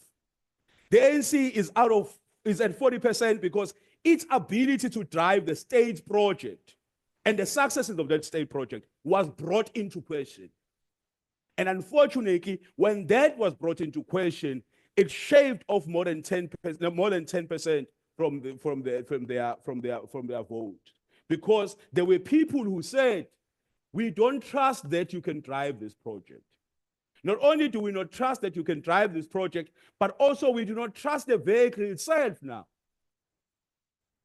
This is what post-2024 for me should bring to us. Because then it brings the idea of the legitimacy of the ANC and their coalition partners to run the state. And of course, those on the other side, the progressive caucus, again, it's the same thing. Their legitimacy to run the state is put into question. To say, who has the legitimacy? Who has the power to run the state? Who has the power to shape the state? And where do they get it from? So if you analyze the numbers, you will say, no one was given the absolute power to run the state. So on both the strands that I say they emerged post-1994, none of the two strands were given total goodwill by the people. The people did not move from one strand to the other, if you get what I'm saying. That one at the center, we've got ANC, we did 40%. But we may argue that on one side of the right axis, led by, of course, the multi-party charter, you find about 20+%, right? Political parties. On the other side, on the left, the so-called progressive caucus, you find also close to about 20%. So the people did not move from the center, that is the ANC, to either one of the sides. This is what maintains the ANC as the center of power, as one of the centers of power. Because even though the people criticized the ANC, but they did not move to one side. So in these two strands I was speaking about, no one strand won the elections. Because still it seems as if the people of South Africa have not been totally convinced of either of the sides. Hence, a majority of them who went to the elections, by the way. So the 40% of those who went to vote. Because we can then have another discussion about those who didn't go to the ballot. And what do they communicate? Right? Do they trust the electoral process? Or do they have lost total faith in it? But if we were to engage the numbers of the people that were in the elections, none of them said we're going left en masse, but none of them also said we are going right en masse. there is an ideological shift, there's an ideological problem, if I can put it that way, Mahlobo, in the South African political landscape, where this ideological crisis tells me that the people of South Africa ideologically have not come to appreciate the political process. They are still engaged, some of them, in two things. One, politics of nostalgia, right? Where because the IFP is an organization of my forefathers, because the ANC is an organization of my forefathers, and we vote in that way, what will happen if I don't vote for the ANC, right? So we don't have a political ideological questioning of the electoral process. We have a question of nostalgia, of closeness, of proximity, of I don't know what word I can use, right? Yeah, that we have that problem, right? But on the other hand, another big political problem we have in South Africa is the politics of personalities.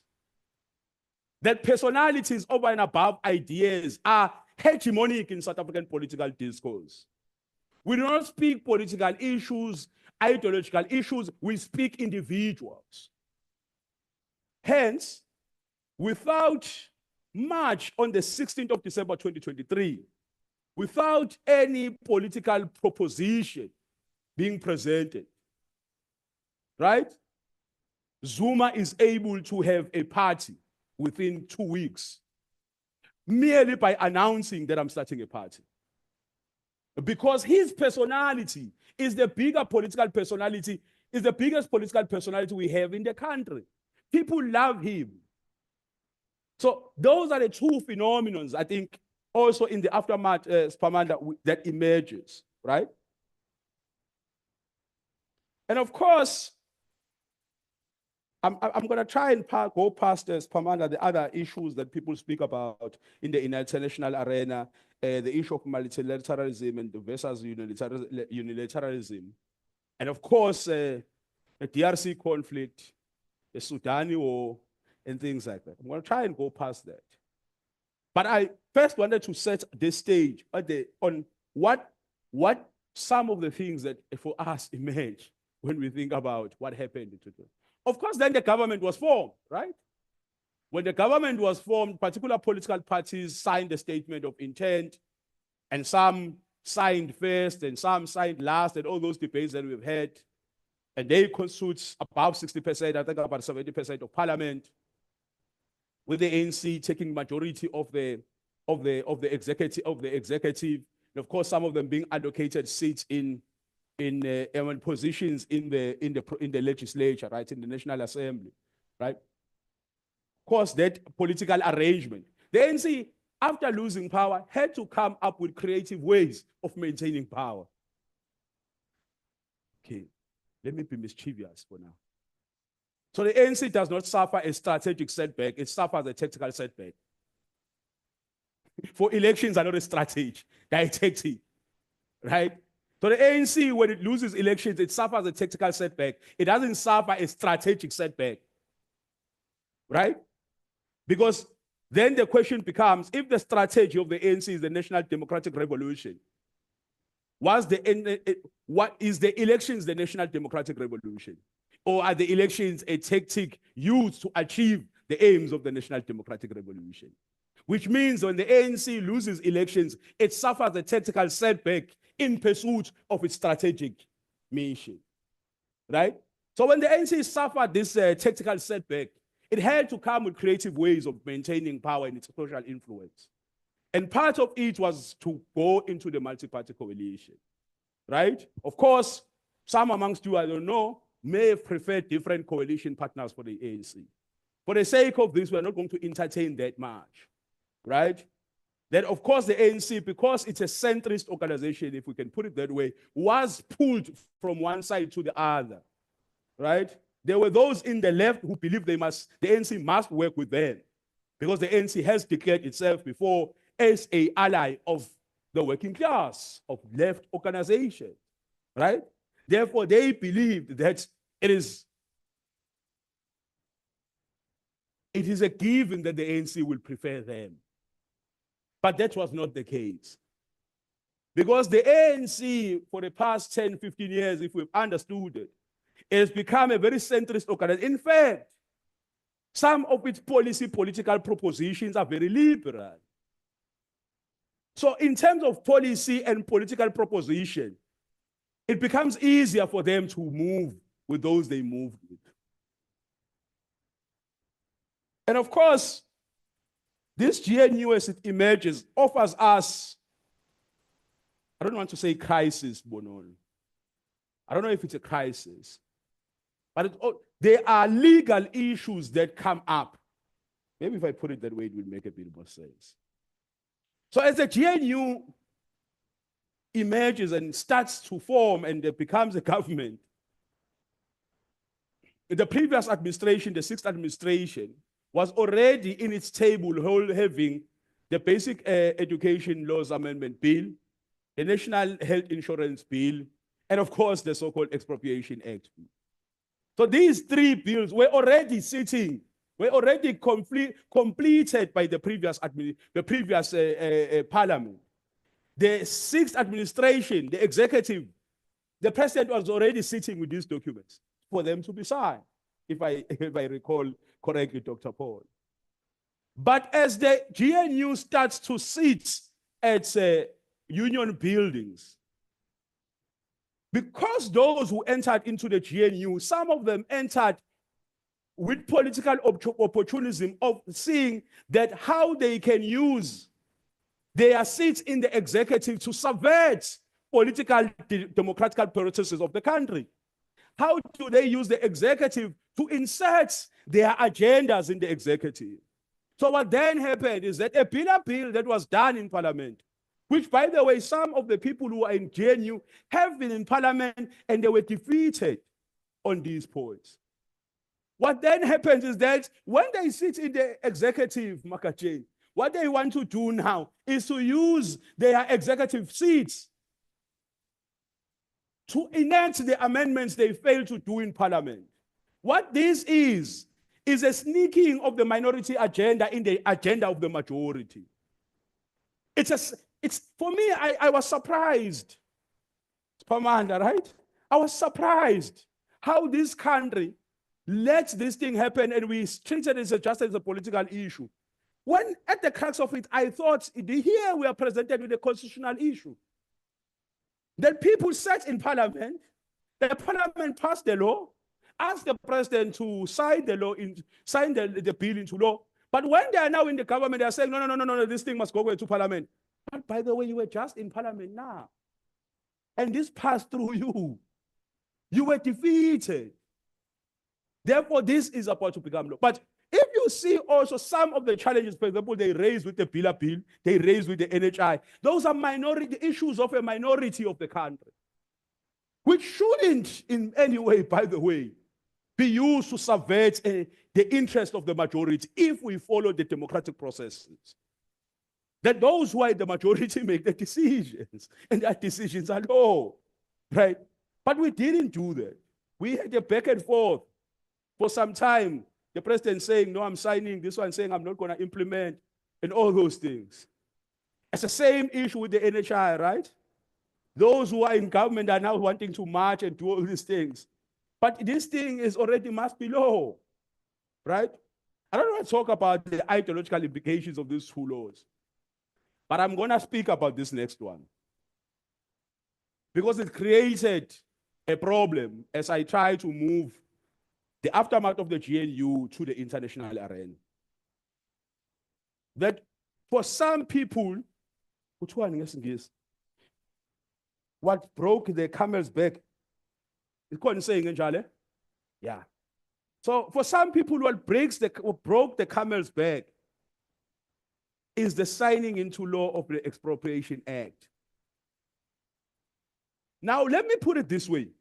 Those who know me and my political history know, on principle, I support the expropriation of land without compensation. We can have that debate on another time. But on principle, I support it. But I must also tell you this, that the Expropriation Act is not that. Those who are making noise about the Expropriation Act are speaking about another thing, not what is the act. The act simply wants to operationalize Section 25 of the Constitution.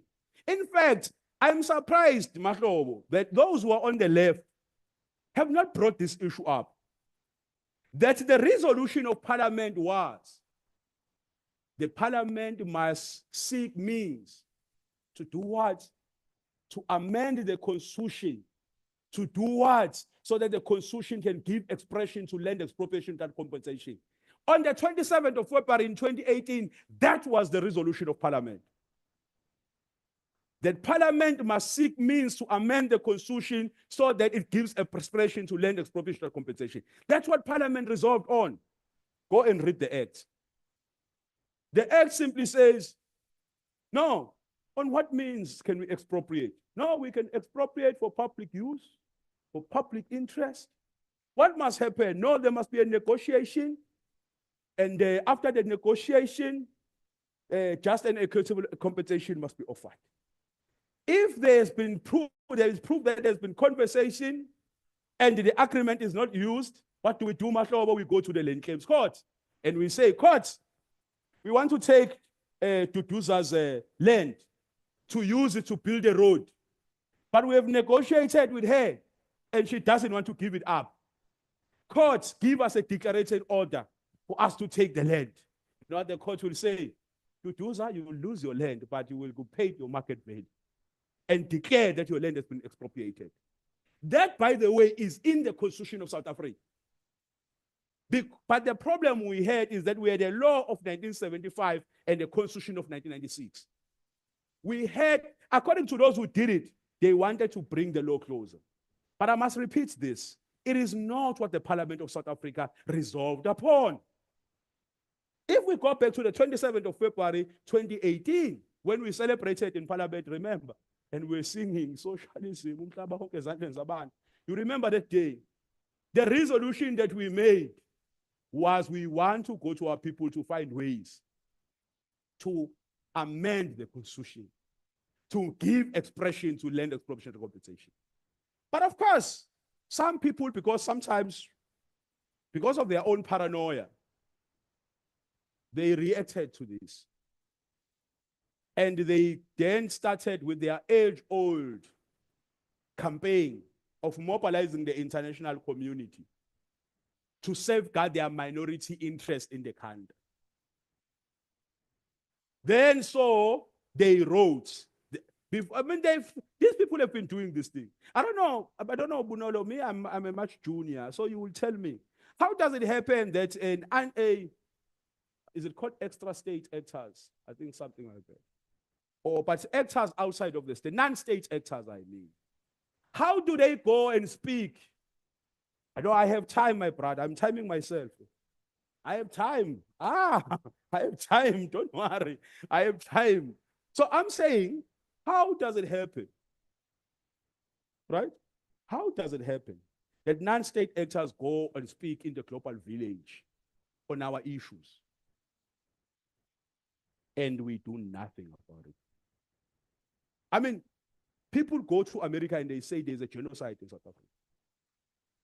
People go and say we are being abused in South Africa. And then they don't stop there. They say, come and intervene on our behalf. And nothing happens.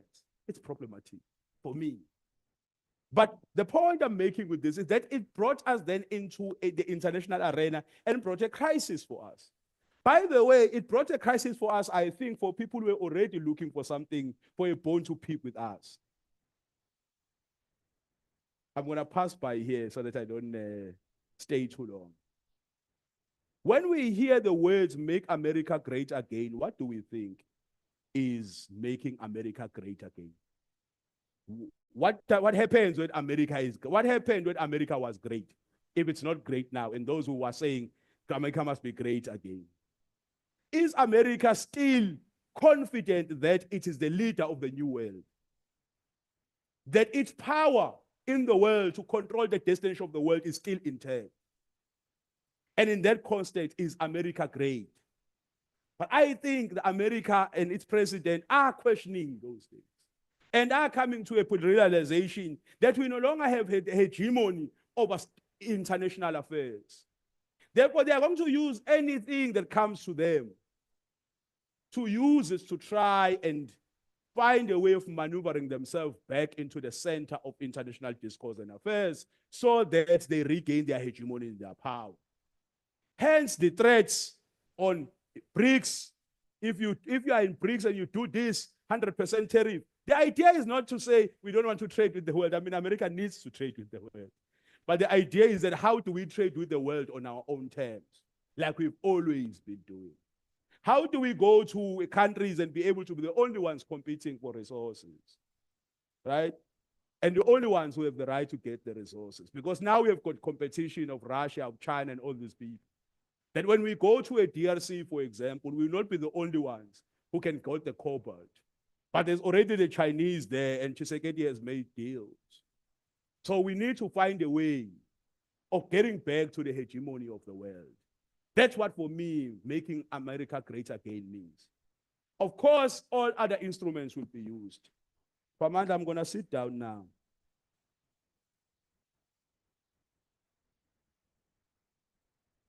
I think I've spoken on the other things we can raise as we go. Of course, what also the aftermath of the states emerging of the 2024 elections is what I have termed now the final implementation of GEA imperatives. Are we moving towards an economic liberal state where the final stages of the privatization of key sectors of the economy is beginning, right? Where you start hearing ideas about, I mean, of course, different words are being used now, right? So what could have been a public-private partnership may be a social compact now, maybe a social consensus, right? May have been privatization may now be private investment, right? Creating competition, right? Diversifying the investment of ESCOM. But in essence, what it means is that many of the parts of the provision of public goods is going to be led to be in private hands. These are GEA imperatives, not from today, from the past. And of course, the debates around tax, the collection of taxes and things like that are debates of the past. Are GEA forces back hegemonic in the South African political discourse in such a way that they are back to implement what was left of their GEA program? Of course, the debates around tax and VAT, of course, now we hear that yesterday people couldn't present a budget because they couldn't agree on the 2% increase of VAT and all those things. But all of this is telling us that there are many political imperatives emerging. As I sit down, I want to start to end here. There are many things I could have said, but I see Umhlongo is now here to chase me away. What I'm going to say is, as Africans, we must decide whether we want to be liberal internationalists who believe each and every country on its different, has its own different journey and its different powers and all those things, right? We just want to see countries in their own different localities and or we want to be progressive for the Africanists who are going to put Africa at the center of our thinking about the world. We must decide. And I think South Africa is not really decided. We dabble between the two concepts. On one part, we want to let countries decide their own, but on the other part, we want to claim we are progressive Pan-Africanists. It's problematic. In the DRC, there is no, maybe I will see this wrong. Maybe just use the DRC alone. There is no Congolese conflict. There's a world war happening on Congolese soil. The vultures of the world who killed Lumumba, who colonized Africa, are fighting over Africa's resources in the Congolese soil. There is no Congolese conflict, but what we have is a world war happening on Congolese soil. I don't have time to go deeper into those things. But of course, like in the past, there are collaborators from our own continent who are funding, supporting, and who are finger pointers of the killing of their own people, like in the past. We must really reflect about these things if we really are serious about the idea of a liberated Africa. Unfortunately, South Africa cannot be liberated alone in Africa. It will have to be liberated amongst the other African states.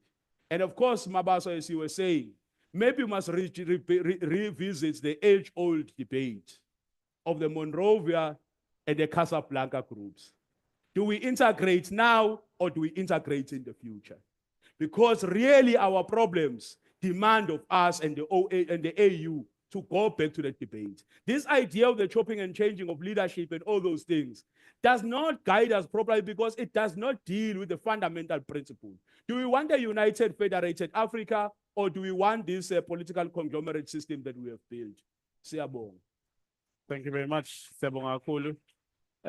Thank you very much, Mnumzane, for your contribution. We're going to go for a tea break. We're going to come back at 25 to 12, 11:35 in the room. We will start at 11:35. You can come back at past, so you can start properly at 11:35. You're welcome to bring your tea stuff in. Remember, it's a tea break. Always have to emphasize that we have lunch afterwards, but it's a tea break for now. Okay. 11:35 is the time we return. Thank you.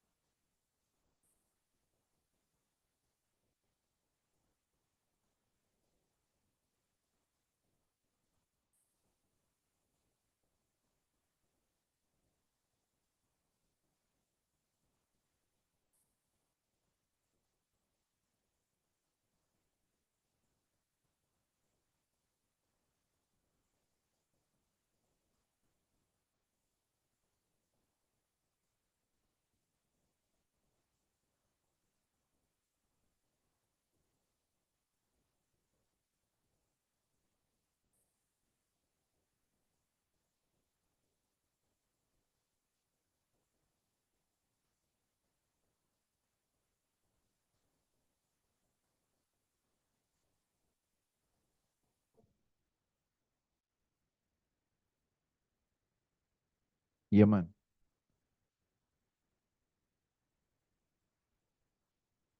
One, two.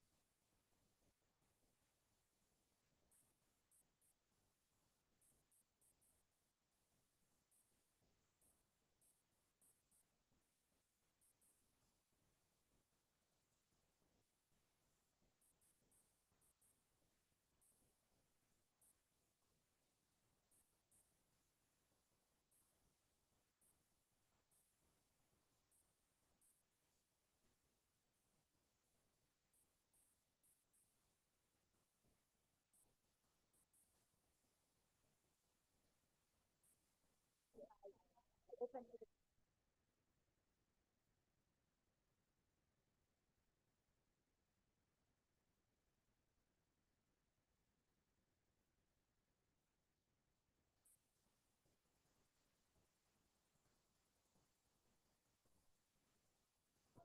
right. Thank you very much, colleagues. Let's get back into the room.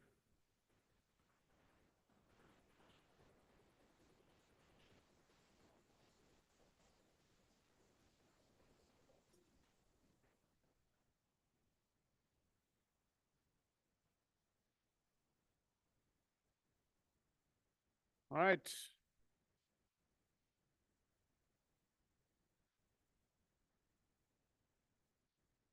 Thank you very much for rejoining the session. Inkinga lana abazoqhatheka la ngaphambili ngibatshelile ukuthi siyaqala. So yeah, yeah, we're going to resume with our program. Before we get into discussions at our table, we did ensure that we have, as I mentioned earlier, a very important resource person from the KZN legislature, who the KZN legislature is becoming a significant partner of the work that we're doing here at the Democracy Development Program, and we're proud of that specific intention. So we'd like to invite Mrs. Duduza Kacheni from the KZN legislature. She's a senior manager in charge of PPP, which is public participation and petitions. Is that alliteration or onomatopoeia? Asibona ukuthi ubani owafunde isiNgisi. It's alliteration, because you know? Public participation and petitions. A round of applause, please. Iklikha yakho. We're going to give you a clicker for the presentation. I know you have it on your clicker. Thank you very much. Oh, ngikunyuse leon. Ngidonsa.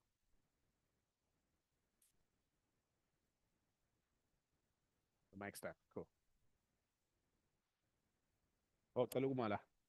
Enzansi.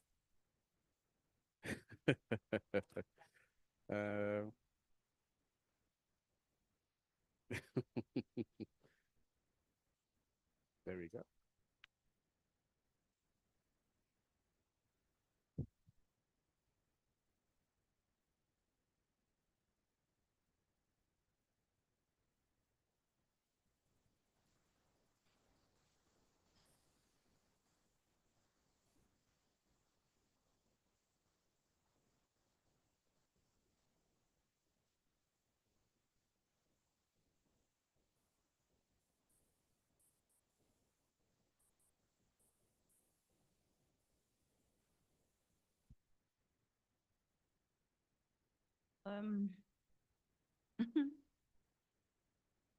I'd like to take this opportunity to greet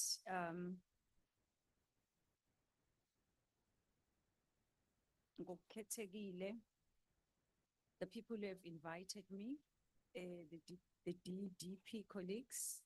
Thank you so much, Dr. Paul. Thank you so much, Jomane. And to greet the fellow presenters who are here, as well as to greet the forum participants. I'm very humbled and very honored to be part of this event this morning. It's really humbling me a lot. I wasn't expecting to see so many people, but yeah, I am here. As they've mentioned, my name is Duduza. I'm coming from the KwaZulu-Natal Provincial Legislature, which is based in Pietermaritzburg. And I'm seeing quite a lot of familiar faces in this room, whom I've interacted with previously. My job here is very, very easy, but it's very, very intimidating to speak after such powerful speakers like Osis Bonolo and Ubudwam Lapaya Ukuzin. And it becomes very intimidating indeed, but today I'll try my best given the circumstances. I'm not too sure. Oh, all right. Okay.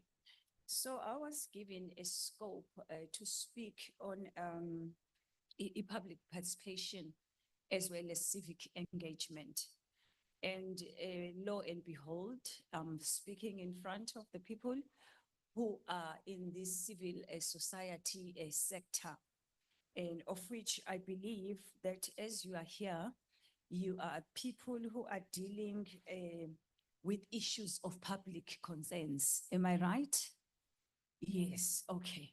So why I am here, I'm here to assist in one way or the other to show to show you that the legislature is not far away from you.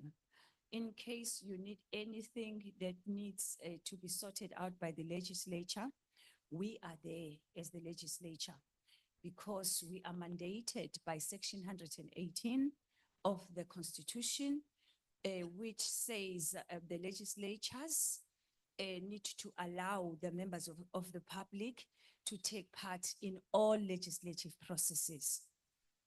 So I'm going to unpack to you what does public participation mean and what sort of mechanisms do we have as the legislature that may assist you in order to reach out to us as the legislature. And I must be upfront and say some of the mechanisms, they may apply to you and some of them, they may not. It's not a problem. But when you just have to check whatever that is going to work for you. Is that okay? All right, okay. Then when we talk about public participation, it's like a sort of a consultation process, basically, whereby we try by all means to interact with affected individuals. Why are we doing that? It's because we want to have this two-way of communication, like what are we thinking as the legislature, as well as to get something from you as well as the members of the public. And we are trying to come up with some sort of a problem-solving mechanism that can assist both of us as the legislature to advance policy making, as well as you as the public in order to resolve whatever issue that you have. So we've got some terms that we use in the legislature. We don't stick with public participation most of the time. We can use the term public involvement, community involvement, and stakeholder involvement. So we use these terms interchangeably. And then, as I was saying, what gives us the power to perform public participation? Okay, we are given a power to do a public participation by Section 118 of the Constitution, 1996, as Ubhuti Sigalala has said. So we are bound by this piece of legislation to make sure that public participation or public involvement or stakeholder involvement does happen in all the legislature plus one, which is the parliament in Cape Town. So we've got 9 legislatures plus one. That is the national parliament, which also has the National Council of Provinces. Okay, so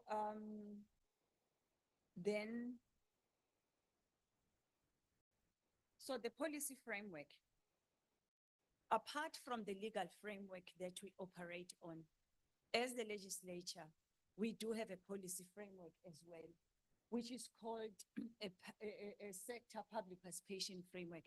Because the legislature, I need to explain this, it's not a public service sector. It's not a department, but a legislature, it falls under an umbrella which is called the legislative sector. So which means that we are part of other legislatures like Limpopo, Gauteng, although the number of members are not the same, but we belong to this umbrella which is called the legislative sector. So we are governed by this public participation framework, which is aiming at standardizing the way that we work as the legislature. So that if you go to Limpopo, you see that you find that although it's not the same, but most of the things that they are doing are more or less the same with the things that you are doing in KZN. So that is our policy framework that we stand upon as the KZN legislature. So what has happened, this sector public participation framework, it has been customized in order for it to fit the narrative of the KwaZulu-Natal legislature. So that when you go to, you find that we derive, we tap from the same document, which is the sector document. But when you go to KZN, you will find that the document has been customized so that it can meet your criteria as the people of KZN. So I thought that I should highlight that. So we try by all means to conduct our public participation within these levels. We are using also the IAP2 spectrum of public participation. That is a document which is International Association for Public Participation. So we use this diagram in order for us to make sure that we are consulting in a proper format or in a proper way. Like for instance, we inform. We are here as the legislature to inform, to educate. We've got things that we do to educate the members of the public about what we do, about the roles and functions of the legislature, and how can you actively take part in the legislature. And we also consult, a consultation whereby we have a bill in question that needs to be passed. You cannot just go ahead and pass the bill without consulting. For example, I'm going to make an example. Even the Bella bill, we had to go out all over KZN to conduct what is known as public hearings with an aim of soliciting feedbacks as well as your input before the bill is put into place. And then involvement, we've got programs in the legislature that we have. I'm going to share them with you just now. Those programs, we have them in order for you to come and take part, to involve you. Like for instance, the sector parliament. We can have a youth parliament if you are a youth, not the young at heart, but the not us, the youth. So we do have those platforms, and those that are not so young anymore, we do have the senior citizens parliaments as well. I don't know how many of us who belong. Okay, thanks. That was just. Oh no, I'm going to tell you just now. That was on the lighter note. And then the collaboration. So we can collaborate with other people as well. Like for instance, with civil societies, like DDP. I remember Dr. Paul, they do quite a number of things in the legislature. So they come when we need something on democracy, we collaborate with them in order to empower people. So this is how we operate. And then now I want to come to the mechanisms for public participation that we use in the legislature, because I was told with scope, which I must just focus on the few. So I just did that. So our mechanisms for public participation are as follows.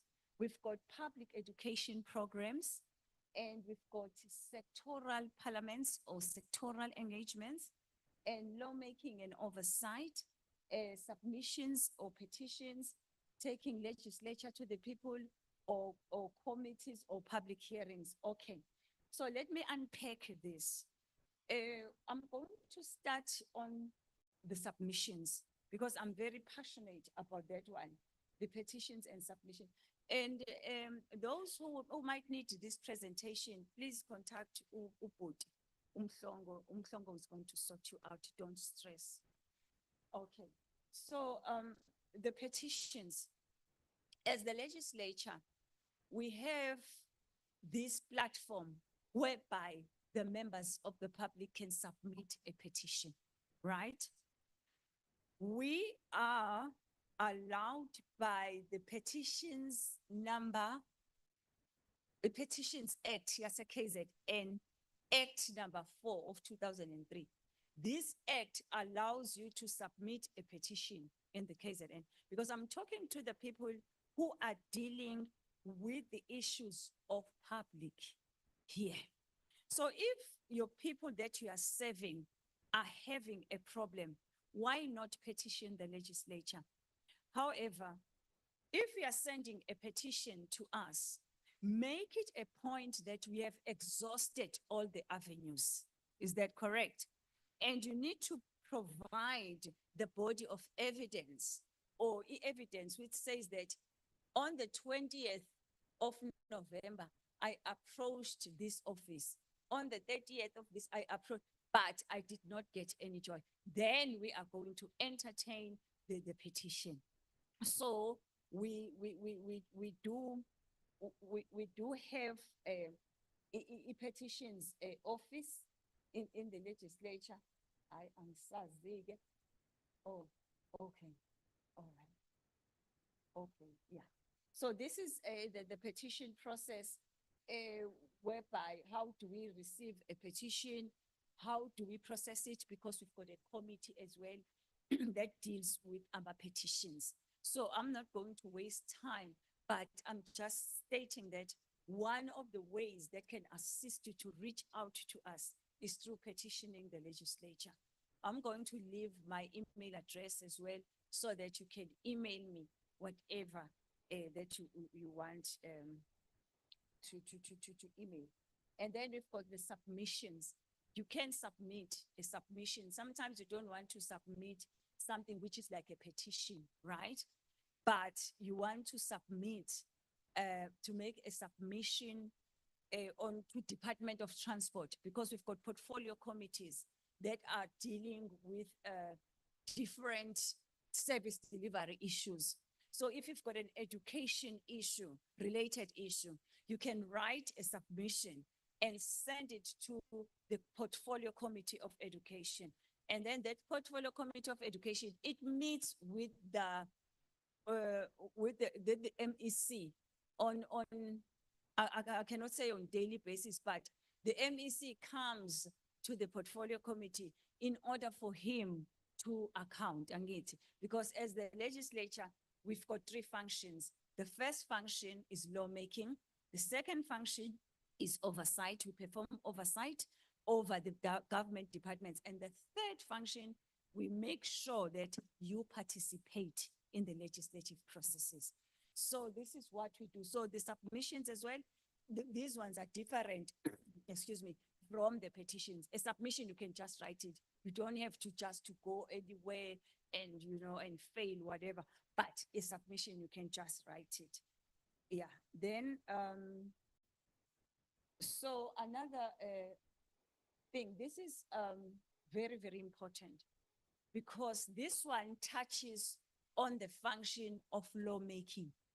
Because as the legislature, we make laws, we amend laws, as well as we repeal. 3, if the law is too old, we do a due process to repeal it. You cannot wake up and repeal. You need to go to conduct our public hearings. So the public hearings are the sessions where we hold we hold them in different places of KZN. What we try to do, let's make an example. If the bill is touching on something that is marine related, right? You can't take that bill and you take it to Pogola. Is there any sea there? No, there's none. So we try to make sure, like if the bill is touching on something on land, we know the areas, hotspots of land issues, right?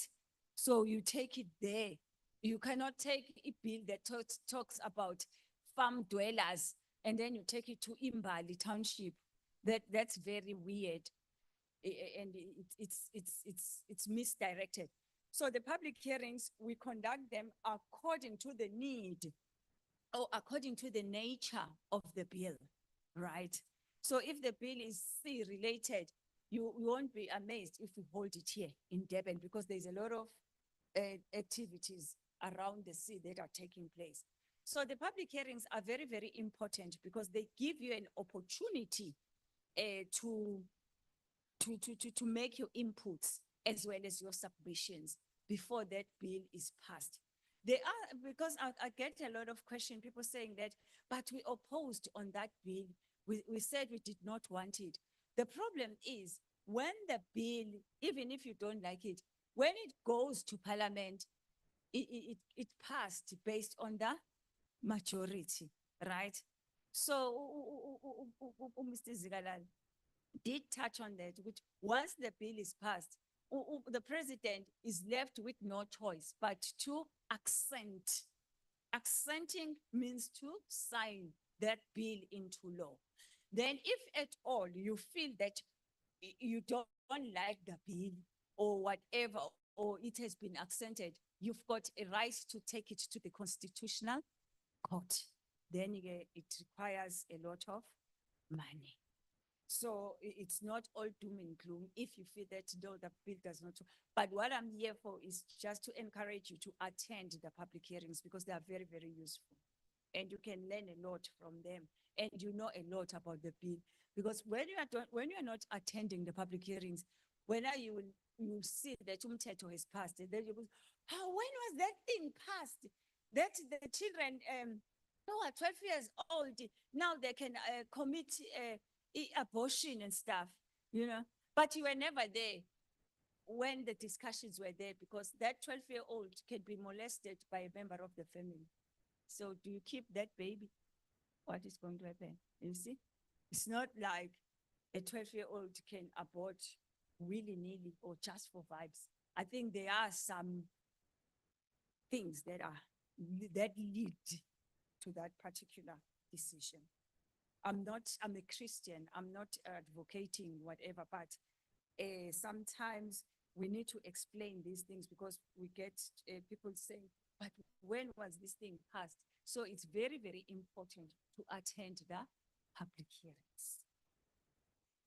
Okay, so another ways of the legislature reaching out to you is through public education or civic education and outreach.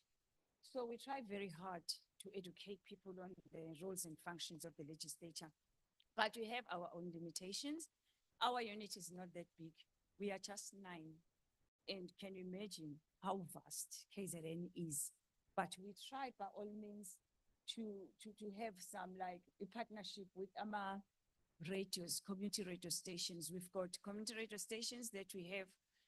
We've got even a radio drama that we use to educate people about the legislature because we cannot educate all the time. And during the voting times, we are visible as well. We partner, we collaborate with IEC to conduct road shows on teaching people how to vote and things like that. And you people, as you are in charge of civil society movement, we'll be very happy to partner with you as well to come to invite us to your to things that you do. I've seen some people here who've invited me in their sort of events, and then they will ask me to do that. Please just come and conduct civic education. I've seen quite a lot of faces, familiar faces like Opek Zenzo. They do invite me. But now I need to say that sometimes it won't be possible because we used to have a lot of money as the legislature. Now we are poor. We are very poor. Yeah. So we no longer have money and it's becoming very, very difficult because sometimes we assist even during those events, those civil education, maybe we sponsor the food and whatever. But I need to say that But we do have those civic education and outreach programs that we undertake. And then we have sector parliaments, the sectoral engagements. We invite people we even use now. What is this? I'm about to finish. Like 3 slides left. We invite people to be part of our sectoral engagement through social media. We have this link that we have, right? The link, we send it out to people because we've got a database, our in-house database, which is about 11,000 people. So if you are part of that database, you will receive the link to click on it and join our sector parliament live when they are taking place. So what is interesting about that link, it's free. We negotiated with MTN, we pay it, Tina, when you don't have to pay for it. So it's a bill back kind of a link that we have as the legislature. So when you receive the message, it says the Honorable Speaker invites you to be part of the People with Disabilities Sector Parliament on whatever date, please join this data-free link, and then you click and then you are in on the day of the event. So that's how we try very hard to bring the parliament, oh, sorry, not the parliament, the legislature to you. The parliament is in Cape Town. This is how we are trying very hard to bring the legislature to you. And it cannot be enough though, but we are trying. So we've got quite a number of sectoral engagements that we have throughout the year. Like now in April, we are going to have the interfaith, the one that mixes all the faiths. And then in May, the workers, because it's the workers' month. In June, a youth parliament, the young ones. And then in June as well, the children parliament. And then in August, the women. If you're a woman, we do have that sector parliament. And then don't ask me about the men one, please. No, not today. Maybe in another lifetime, not today. Okay, because I'm always asked, what about the men, please? Okay, then we've got the senior citizens, those who are a bit old, Itina Lab, and then we've got another one for people with disabilities. So these are the sector engagements that we have, trying to reach out to the members of the public and trying to take the legislature towards them. And then we've got Taking Legislature to the People, a program as well, whereby we take the legislature outside the precinct in Pietermaritzburg, and we identify a place where we're going to sit there for 2 consecutive days, discussing and debating, so that people can meet their electorate and see them, ukuthi members abukeka kanjani. And it's very, very interesting ukusho ukuthi-ke, this has been a very interesting year, term, 7th term, and it has been very, very shocking for all of us as the workers of the legislature. I joined the legislature in 2006, by the way. So sengiyifinisha yakhona endala. Okay, so it's things that have been happening this since the inception of the 7 terms. There's things that we have never seen before, and we've never dreamt of seeing them. But that's how democracy works. It was clearly articulated by the previous speaker. Ukuthi abantu, the ruling party were given the mandate, and people said, no ways, we need to take our power somewhere else. And then we ended up having whatever the kind of government that you are having right now. But it's not doom and gloom, because it's democracy at work. You know what I mean? So, so we are in just the inception of the 7th term, and we are forging forward. And some things I knew, I never thought that we had to change the rules of the legislature to accommodate whatever that has just happened. I never thought that appointing a speaker, it will, we stood there until 8 p.m. Something that is done within 10 minutes and we are done. But it was so much, you know, toing and froing, negotiating and whatever. But we are saying that as the legislature, we are the activist, people-centered legislature. We are very much open to everyone who wants to access whatever the legislature can offer. Gone are those days when the legislature used to be like a white elephant, where you just go past outside and you are even intimidated by the buildings. Yes, we still have Queen Elizabeth outside there, but don't be intimidated by that. Please visit the legislature as well. That would be much appreciated. Baba Mhlongo, I don't know whether I've covered whatever that you told me to cover. My presentation was very, very simple, I must say, as compared to the presentation.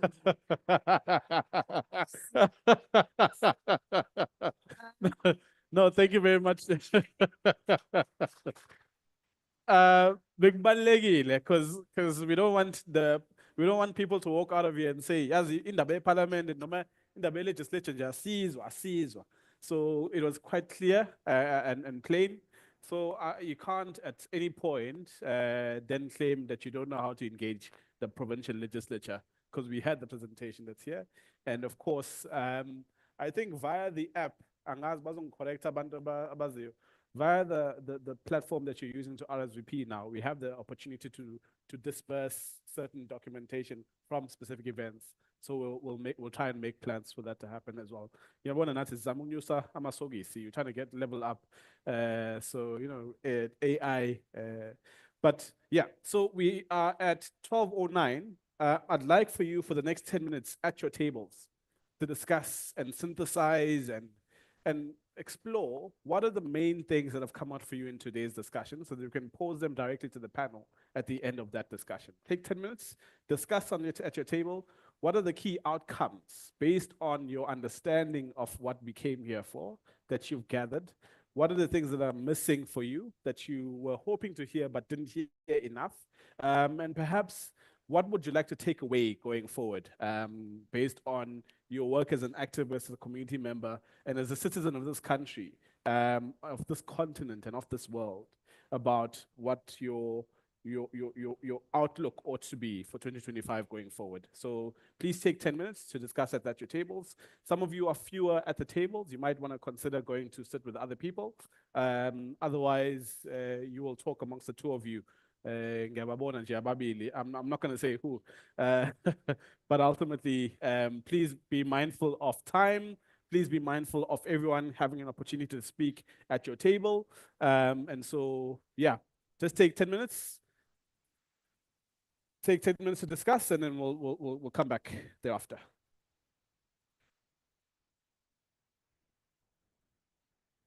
Amanda.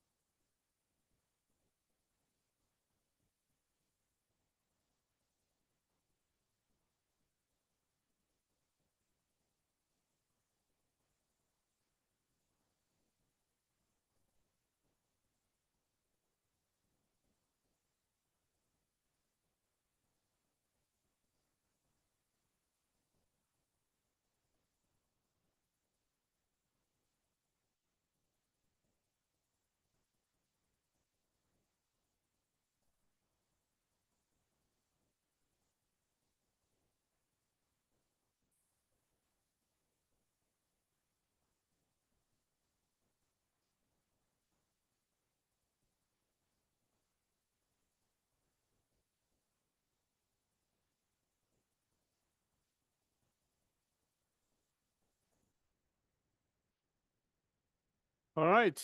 Thank you very much. Thank you. Thank you.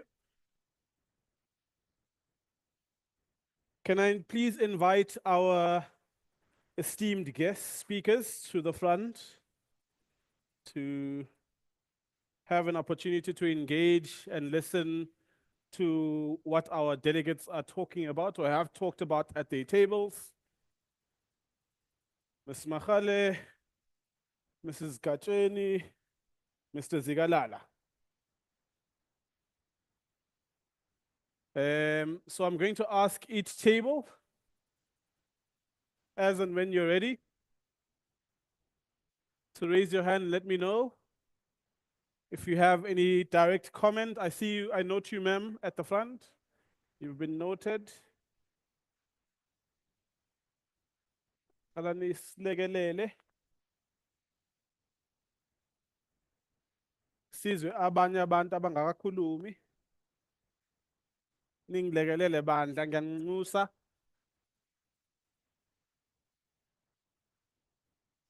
Yes, you're ready. Okay, so we have one hand, two hand, three hand. Okay, let's start with you, ma'am, and then we'll go to sir there, and then, yeah, yes, please. You're starting us off. Sure, I got you. We have more focus groups where we can discuss a way forward for South Africa without having external funding. Another thing that we found out was that funding makes NPOs and other organizations, what is the word? Lethargic. They don't have any backup or contingency plans. So, you know, they need to now have other ways of funding themselves. And what we also noticed was that accessing public government platforms is a bit difficult in terms of we don't know when a bill is out for comment or amendments, so it needs to be more easily available to the public. We also need to discuss how are we going to use South Africa's internal resources so that we are not reliant on external funding. We have everything, we just need to know how to use it. And we need to have Africa to unite. I think if all the African countries get together, we can be a powerful force. Thank you. Thank you very much. You know, taxation is an interesting discussion because part of the problem that we're confronted with at the moment is the conversation around VAT. VAT disproportionately affects the poor in the ways in which it's currently implemented. And so, whereas there is a growing divide between the ultra-rich and the poor. I won't talk about rich because, you know, maybe some of you guys consider yourselves rich in the room and you don't want me to talk about you. But I'll say ultra-rich because I didn't see a Lamborghini parked outside for this one, you know. So the ultra-rich, those who live comfortably, who are not renting, Mklanga, Palito, etc. They seem to forget how and where their wealth comes from. It's not a bad thing to pay back for the infrastructure, for the policy framework, for the mechanisms that make your ability to gain wealth possible. So when we think about a wealth tax, it's also something that needs to be considered on the other side of things and how we're able to then ensure that everyone, through the development of the economy, gets in a better position so that we don't just rely on the personal income tax of someone who's earning 25,000 rands with extended family, etc., because we're imposing way too much on that individual. And so it becomes problematic for the continued growth going forward. Nomzane, I'll have you and then we'll have ma'am in the front.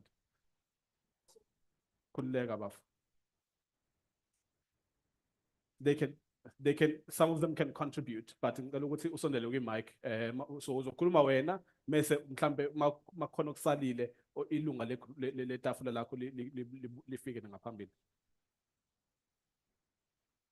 Oh, so wena ubuphamisela itafula. Okay. Okay, ayikhuleka ungazokhuluma lokho okusalile bafo, khuleka. It's open for everything. Ngiphinde ngibingelele. Yebo. Ngithi njengoba sila eKZN Kune point elibalulekile lisalile Mm. elingekho kwi-agenda. Hey, sinenkinga ezinkulu esibhekene nazo so as a entrepreneur. Ngithi mhlambe le question ibheke kusisi. Mhlambe angaba nasi Babilo sis lapha mnumzane. Yes. angazi mhlambe angaba nayo i-way forward ekhona mhlambe manje. Sikwi-crisis enkulu kakhulu through ithala liquidation. Sinemali zethu ezistuck ethala asikwazi nakunyakaza njengamanje. Ngibona ukuthi lelo point niyaliziba ukusho ukuthi mhlawumbe azikho iy'member ezi-under ithala ngiyabonga. Bakhona bayasaba ukusho, bakhona shame. Ama-NPO bandla. No. No, I'm joking. Stella, Avin, you're speaking for the table. One of you. Shishisan guys, isikhathi siyahamba, ilunch izosuka iphela. Sanmonani. We were just saying that we felt like budget speech, Yes. the fact that it did not happen wasn't discussed enough. And we would like to hear the views Of the of the panelists, yeah. panelists on what they think about it not being, I nearly said speech, it not being presented, as well as what implications they think that this will have on the country Yeah. and the people. Thank you very much. I think that question specifically goes to Uzigalala and Bonolo. Ms. Kateni, on this question of Parliament's plans not happening, not yet, you don't have to respond yet, just to take note. What implications are there for the provincial legislature in terms of its program, if any? Because we have SOPA coming up soon. Does the lack of a budget mean that SOPA becomes a bit, what's the point of SOPA if there's no budget from national, like that sort of thing? Because Aban Bakulma Benganama budget, how are you planning without that? Yeah. And then of course the hand at the front. Yes, ma'am. Yes, please. Hi to everybody. I didn't introduce myself before. My name is Hansa Naika. I'm a community activist. Basically, the first thing was about the budget. I was like excited about the budget because I believe in economic recovery. And there was a likelihood of increasing the age- and age I group, was yeah. excited about the presentation by the KwaZulu-Natal legislature. That was quite interesting. And basically, the good points of the budget: Yeah. economic recovery plans, Mm. infrastructure development, that's a good. Social relief measures, renewable energy initiatives, anti-corruption efforts, and the bad, lack of implementation, which is the biggest problem, ESCOM and the water crisis. Well, the water crisis is above more than a crisis. Mm. Unemployment and poverty, corruption and state capture, lack of accountability. But the legislature talks about the Bella Bill and the social relief measures, which the president talks about, and especially the 350 grant. The biggest problem we have, as I see it, is first of all, the government gives grant to the underage parents, which they're not even adults itself. So the Bella Bill is about the 12th thing. I understood it today better than anybody else, I think. But in order to improve the economy of a country, if the population grows more than there is enough job, how will our country survive? Leave America, leave everybody else. We have the most millennials in Africa, about 1,700 to 1,800. But we have the poorest people in Africa. So if you look at that, first of all, giving the free grant is not helping them because the young people leaving school, they know they're going to get the 350 card, they got airtime, they go to the grounds, and now the cannabis shops are opening all over. So when they finish, All right. finish, Yeah, thank you very much. finish Time max, is on. they are opening the cannabis shop. Yeah, And they start thank you very much. Time is on, business guys. economics. Siyabonga kakhulu. Thank you very much, ma'am. Anyone else who wants to ask a question directly to any of the speakers, wants to make a comment on any of the speakers' presentations? Mfundisi lapha ngaphambili.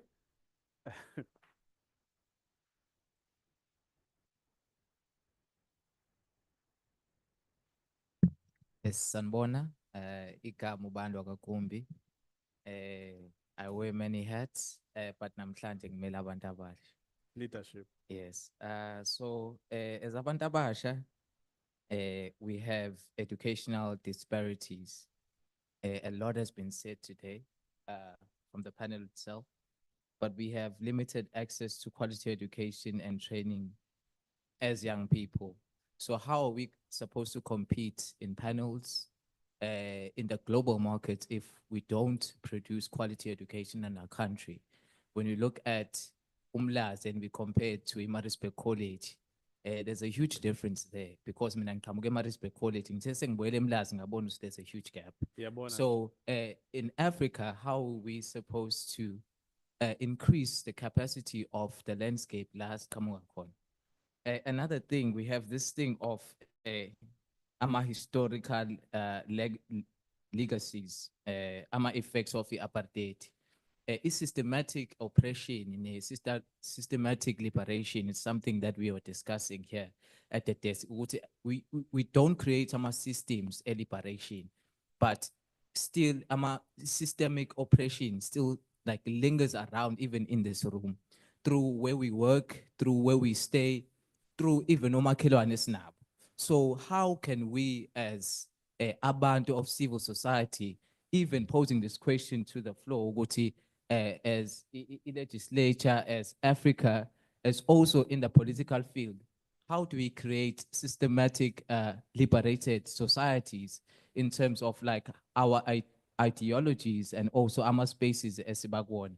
Because this is really an issue that we are facing. Thank you so much. Thank you very much. A final word. Okay, guys. Okay, you have 1 minute each. 1, 2, 3, 4. That's it. Thank you. What? Oh, nanga pambili, khuluma nganhlobo. So 5. So, but 5 minutes. So 1 minute each, guys, please. Not more than a minute. Sadmona. Yeah. I think the first thing our group discussed was that our problems, especially in South Africa, are not only South African. DJ, you see Mike, DJ. Sure we go. All right. Our problems are not individual on the continent. It's a continental, and we need to look at them at a continental level, especially if we want to solve them. Because we have an issue of people looking at South Africa as a place where they can run to, but only when they get here, they realize that we also have the same problems they left at home. The other thing, a question I have is, can we reform the AU? Because we have the AU for so long, and for some reason, I don't understand what it has done. The other thing is the KZN legislator. Your job and you're out there to educate people. And I only found out last year that that's what you'll do, which means you're doing a very bad job in education. So how do we as the public hold you all accountable for things that you all are responsible to doing, are responsible for doing? But also the other thing, as African nations and as African countries, we must realize is that we are still colonized. And once we are still colonized, we can never really solve our problems. And colonized today looks very different to what it was before. Now it's the Commonwealth, and now it's the funds that they give to us, and on conditions suitable for them and not for our countries. So when they pull out, we suffer the most and not them. If Africa was collective, we can hit them back by saying, we're holding our minerals. Africa is not poor.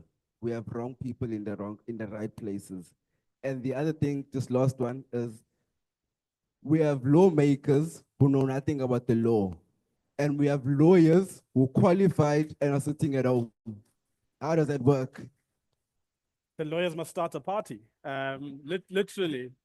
If you're concerned about being a lawmaker, you must register a party and contest for power. That's one mechanism. But anyways, Bameli, vukani niye kuvotela leya inhlangano leyana. I think 1, 2, oh, 2 there. Yes, what was about for? So when I say 1 minute each, I don't mean 1 minute to get to the mic. I mean You must be ready. You must be ready. Sure. Sanibona. So my question is gonna be to the speaker from the legislature. So you spoke about public participation, public education, taking the legislator to the people. I think Stay already spoke about it. And then you cover lawmaking, oversight, and participation, or making sure that people participate. But again, to Steve's point, we don't know where you guys are. And I think the legislator is the first mechanism to make the government work. And it's so unfortunate that you are saying you all used to have money, but now you don't. So how can 9 people be able to run the province where you are actually supposed to be taking this information through each and every household? Yeah. It doesn't make sense. So I think when you go back, I think the first thing you need to ask, maybe your employees, is that how- So this is an opportunity for public education. So you spoke about petitions and you spoke about submissions. It's possible for civil society members to make petition to Parliament, that to the Appropriations Committee, for instance, to make the budget available for public participation arm of the legislature to have more budget as one part of it. Yeah, abaqashi bakhe are the people you voted for in power. So, you know, let's be mindful of those things. Okay, and so Kulula bafethu, yazi kulula ukugxeka. But we must just take a moment to think about strategically, what have I heard, what have I learned, what does it mean about what my contribution ought to be? Okay. So to the information I received today, Yeah. it was well given. Leadership. I learned a lot, and thank you. Siyabonga bafo. Next one. OS Open number 3.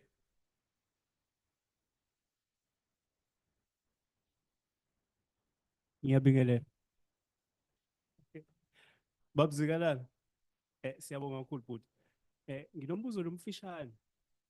Ubabzikalala kwi-presentation yakhe uke wakhuluma inkulumo ethi impenzeka e-DRC i-World War 3. Ngicela ukuthi uku-elaborate kancane babzikalala. Ngiyabonga mfowethu. Yeah. There's number 4. Okay, this is a very quick question. I do a lot of advocacy work, and I just wanted to know, when the Public Service Commission doesn't respond, your ombudsman's office don't respond, and nobody keeps a service charter, what is the next port of call from there? Thank you. So the PSC doesn't respond, the ombuds doesn't respond. What do we do after that, Sister Tuza? Number 5. Yes, but we have people online, unfortunately. I'll bring the mic to you then. No, who's them? You're the last one, I think. Yeah. Okay. Oh, Besides what everybody else has said, we need to have more diverse engagement at grassroots level. The collaborative platforms are all very good, but they're not accessible to the most vulnerable people. For example, the deaf sector. Is there anything in sign language? Are there any interpreters available, 100%. etc.? See South Africa in the context of the continent. Solidarity must be a lived idea and not just a mouth, lament, to lament. Takeaway from Fem said it's complicated, and our diversity should be our strength. Thank you very much. The concept about being part of the continent is quite important, especially because think about the disproportionate coverage that Palestine has received vis-a-vis Sudan, vis-a-vis the DRC. We're only shocked about the DRC right now because some of our people died, and we heard about it. And so, yeah.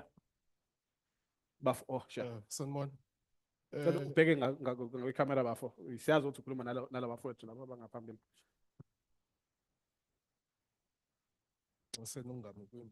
Sure. I have 2 questions for Bonel and Sobani. I think the presentation of the legislature was very clear for me. First thing, Sis Bonolo, you spoke about the resources that we received, the aid we received from the West.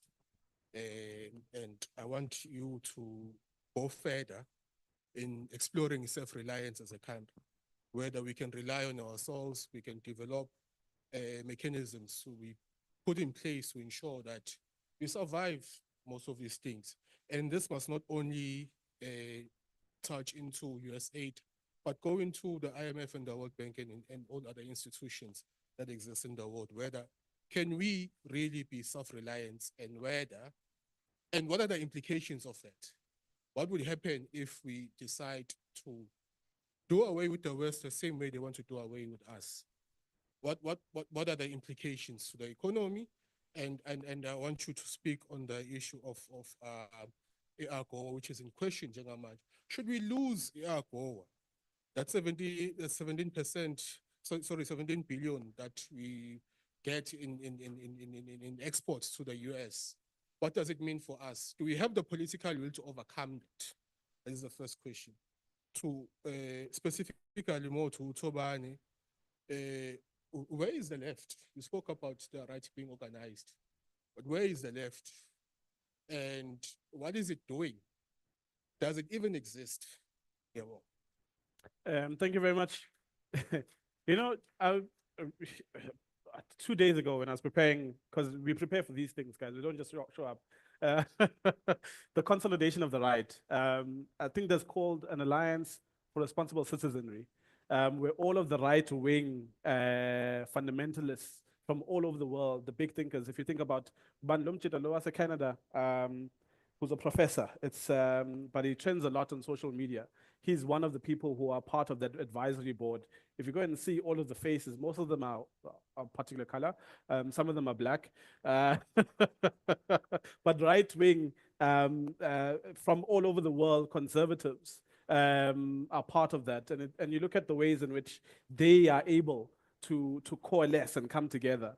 But as you said, where is the left? Very important question. Can we start with you, Tobani? Siego Sistutuza, Zwale Ngobonolo. 3 minutes each. I apologize. 3 minutes each. Okay, it's Ulele. Oh, d'accord, okay. Yeah, it's good that I speak first, so that I take everyone's time.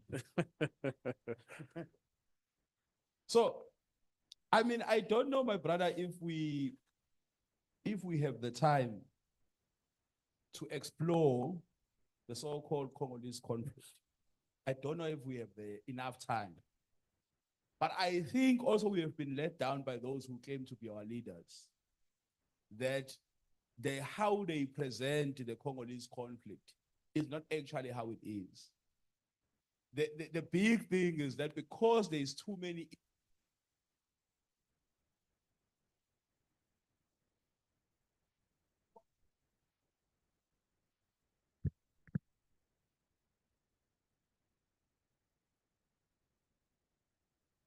I'm saying we haven't explored and treated it properly because our leaders also themselves, because of the different political and economic interest, and I underline economic interest, because the big problem about the DRC, whether people want to make it an ethnic, nationalist conflict, but at the crux of it, it's an economic conflict.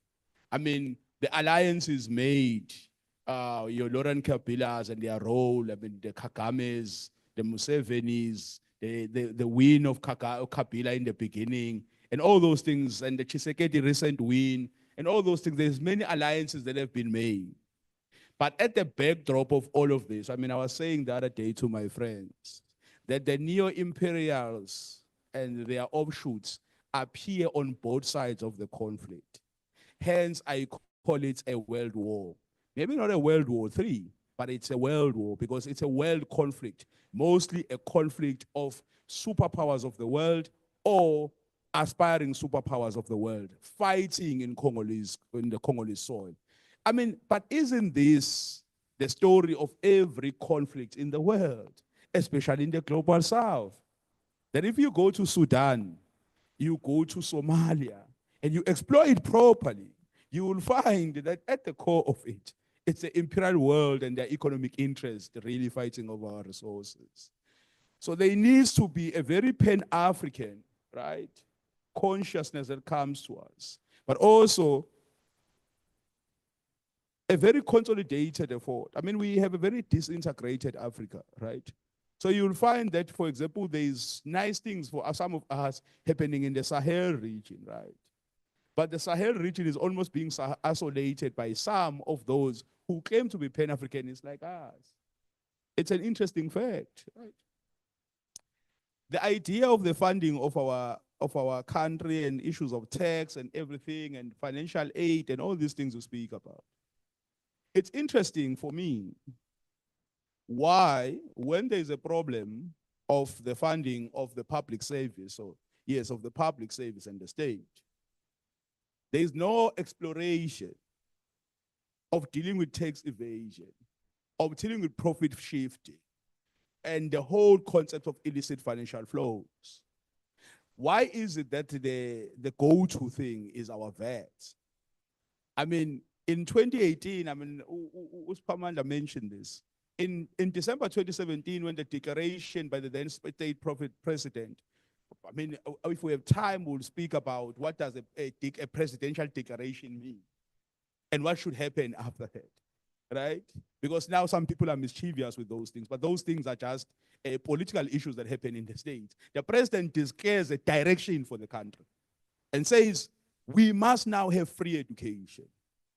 It is the duty of the legislature and the executive to make it happen, right? Like, for example, you would go into a Sona and say, this year we'll build 100 roads. No one asks Ramaphosa, what's the plan to build the roads? Because they know that there are other structures that make his political overview, political outlook. Because that's how when we think of the Sona, we must think of it that way. That the president is giving us a political overview of the country. The nitty-gritties of it will come with the different ministers and the different executive institutions. So I'm going back to that, say, when that declaration was made, we remember in 2018, the first budget speech told us of an increase of VAT. What was the reason for that? Free education, right? 5 years, 6, 7 years later, no free education. But people say, but no, but where did he think he's going to get the money? But you answered that question and you said, we'll increase VAT so that we can fund this thing. Again, there's an issue in the budget, the so-called budget deficit in the country, and of course, making sure that our borrowing capabilities increase. Again, the issue of VAT comes up. But wealth tax has not been exploited in this country. That there are people, of course, who make money out of the public infrastructure and the resources of this country who do not give back anything over and above the so-called income tax and the, of course, gains tax and all that. So we must explore how we make sure that people who make money in our country because they are part of holding companies which are listed in other countries, they don't declare their profit in our country, they declare it somewhere else. So we can't tax them. Billions and billions of rands. The idea of aid, my brother, I mean, Tambuza, I think it's Tambuza More has explored it, right, on debt aid. I simply just view it as another form of neo-colonization, right? If we can't use direct force of taking over the state, we use our institutions and our multinational corporations or multinational organizations to continue to control the resources of that country and create a dependence. I'm trying to be as quick as possible because I don't have enough time. As you close. So as I close, I must answer, which is this question. I knew Sipo is going to ask me that question. I knew for a fact. The left is disintegrated in this country. The left is disorganized. The left is busy with bickering. Petty bickering. Thank you, Tutuza. Petty bickering. Petty cultish behaviors. Everyone in the left wants to be the leader of the left. No one in the left wants to collaborate. Everyone says, come and unite, but under me. Come and unite, but be led by me. So on the right, because of a long defined political and economic interest and principles, there seems to be this agreement that we will work together and different platforms will allow everyone to shine. We may differ in many things, but our political program must never be disturbed. The left in this country is disorganized. There are those who perceive themselves or want us to perceive them as the left, but who are not the left. And some of those who do not want any change, who do not want a proper consolidation of the left, what they then do is that they speak one thing, but in action they are something else. Because the left is very attractive, Sipo, right? The language and the politics of the left are very attractive. If you want to get what I think about what I call political merchants, because I don't have the time to explain it. I mean, if you go online, you just search Tobani Zigalala political merchants. There's a piece I wrote for the Daily News a time back, where I explained the different existing political, what you call politicians, political merchants, and their interest. And why there is a perceived left and a perceived right, when in essence, they're almost the same thing. The politicians have figured out. Some of them know that within the status quo, their interests will be safeguarded and will be saved. Therefore, they don't speak against the status quo. Those who know that the status quo doesn't love them, the establishment will not give them any crumbs. They speak to criticize this establishment, but all of them want access to state administration for personal gains. This is what it is. Thank you very much. Round of applause, please. Ngicela uSister Duduza kuqala. Ngiyabonga. I'll be very, very quick. I did pick up some thing about lack of access to public notices regarding bills. We do try very hard as the legislature to advertise bills in traditional newspapers and also kuma social media platforms and so on. So I know that it cannot be enough because we no longer rely upon mass media like our radios because they are quite expensive. But yeah, the point is noted, that one of in our notices. And then there is another one about Itala. I'm very disappointed if Uguti, you are kept in the dark because you need to know. And if maybe you can approach it in the way of the legislature, we do have an economic development committee, a portfolio committee on eco-dev, ebheke wonke entities like Itala, because Itala is an entity which falls under EcoDev. So I think you need to organize themselves because even myself, I saw some shocking, very shocking revelations yesterday on media about what exactly is happening. I don't know what, allegedly, I cannot say what is happening. But, you know, abantu on the ground who do not have access on that kind of information, what is going to happen to them? Because those revelations are shocking. It's like if they are true, I don't think there is any comeback of that bank whatsoever. But again, I think you deserve to know what is going on. So I'm just giving you that there is that committee in the legislature that Itala is it deals with matters afana nabo Thala kanje. And when it comes to the budget speech versus ISOPA, ISOPA, what normally happens, parliament, president, who starts first, and then the other legislatures, then they follow suit. Like for instance, ours was on the 27th, that is the SOPA, state of the province. So 28th, I'm sorry. So which means that even with the budget, it was going to start from the top and then we roll out. So which means that now the budget is no longer taking place. It means that we have to halt not our budget speech. So these things, they have impact, but SOPA, it's informed, as Ubutwam has just said, President says I wish list yakhe with SOPA, then it has to be financed on the budget by the budget speech, right? So which means now we have a SOPA, but we don't have a budget at the moment. So these things are related to each other. So okay, we need to wait and see ukuthi when is this thing. But as soon as ISOPA, budget speech nationally happens, then ours is going to follow suit as well. Then ngiyabonga abantu abami criticism because niyingane zami nina. Yeah. If you see that there's something that you are not doing it right, you've got a right yokusho sizwana. However, I'm having a problem because I might not come with the solution ukuthi how can we educate you more because that is the status quo at the moment. We don't have funds and we are understaffed. We are trying by all means with whatever resources that we have, because Nina, you are young. We do have our social media platforms as well, where you can learn more about the legislature without us going directly to you. Niyezwa bantu bami? So make use of those platforms because they are going to assist you. Because ngeke kunjalo every day there is this old magogo or mina standing before you trying to teach you about the legislature. Try as well to explore other avenues. Try and research about the legislature on your own, or even come to the legislature. We're going to give you the material that might be useful for you. So as I'm taking it kindly, which like we are doing a bad job. Wow, that is that is like wow.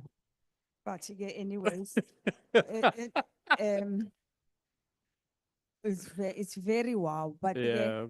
we are taking criticism very kindly. And then another thing, there was a question about if a Public Service Commission does not respond, because I've engaged with the gentleman a bit earlier about that. You know what, as I've said about the petitions, you can petition us provided you have all the details. Ukuthi, I went to this door and I knocked and I was never responded, because if a response, even if you say, I'm here by acknowledging receipt, that is a response. If you have a proof that you sent through the email, it never bounced back, which means it was sent, right? The only thing that never happened, it never got acknowledged or it never got any recognition. So I think you have a stronger case to approach the legislature directly, because tonight is the legislature, we play an oversight role over all these departments that you are having a problem with. Okay, then, yeah, I think for me, this is it. Thank you. Over to you. Thank you very much. Usisiduduza ufundisa abantu abasha ukuthi basebenzise i-social media. Ngoba yeah, ama pages akhona niyawalandela na. Sure, bantu bam. Yes. Just politically, that's very wild. I think a political framing of the postponement of the budget speech. I mean, for the first time in 30 years, this has never happened, right?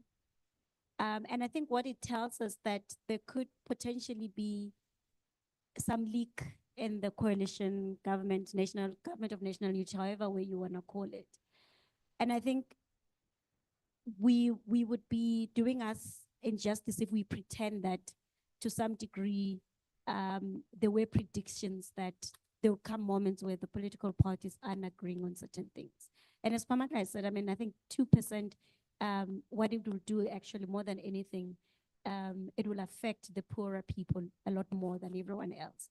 But I think the point is that the delay of the budget speech, what it means is that it will also have an impact in allocation of funds to certain important key services.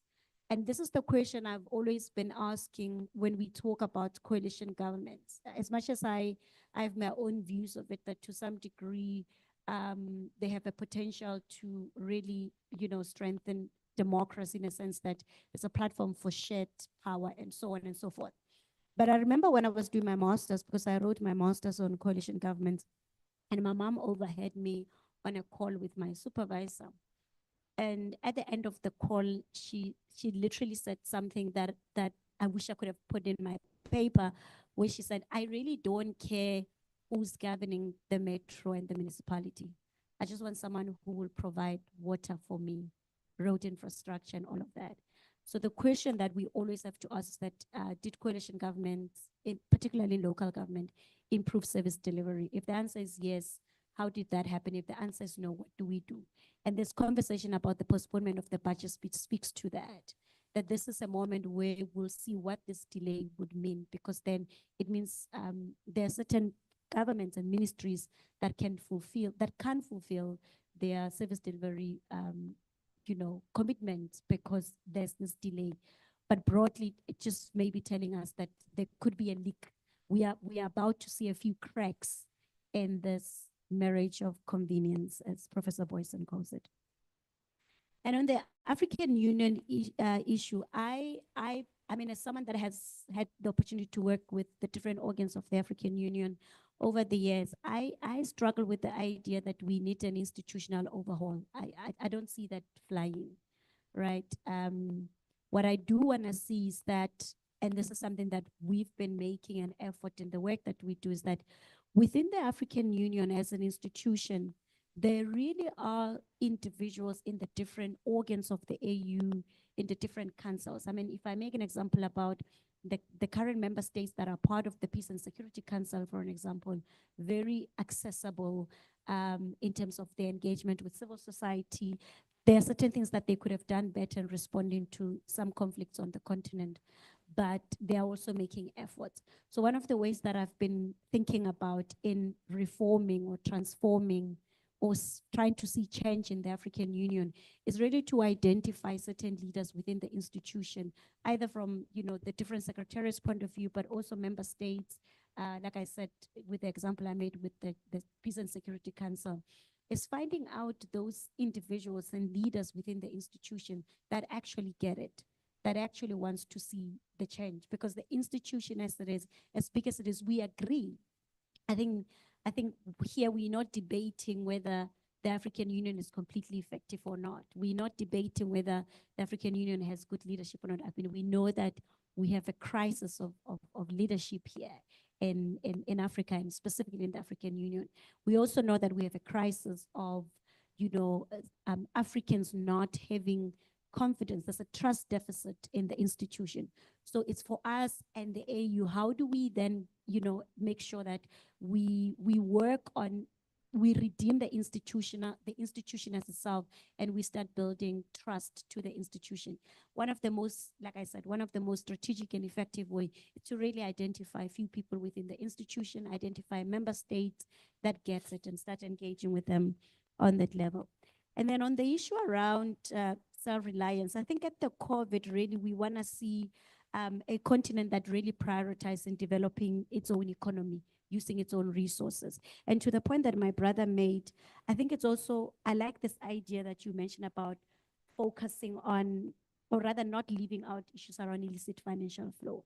A couple of years ago, I used to do work in the extractive industry. And we had a massive campaign called Publish What You Pay. And the idea was exactly what you said, that we've got big corporates coming to extract here, and there's tax evasion. And part of a percentage of the tax is actually to contribute towards community development of these mining communities. So I think far beyond what we see at the moment is that we really need to have a conversation about this tax evasion. But I think Africa also needs to really spend time in finding ways in which we use our resources and use our resources well. I mean, there's a thing in the AU as part of the agenda for 2063, the African Continental Free Trade Area.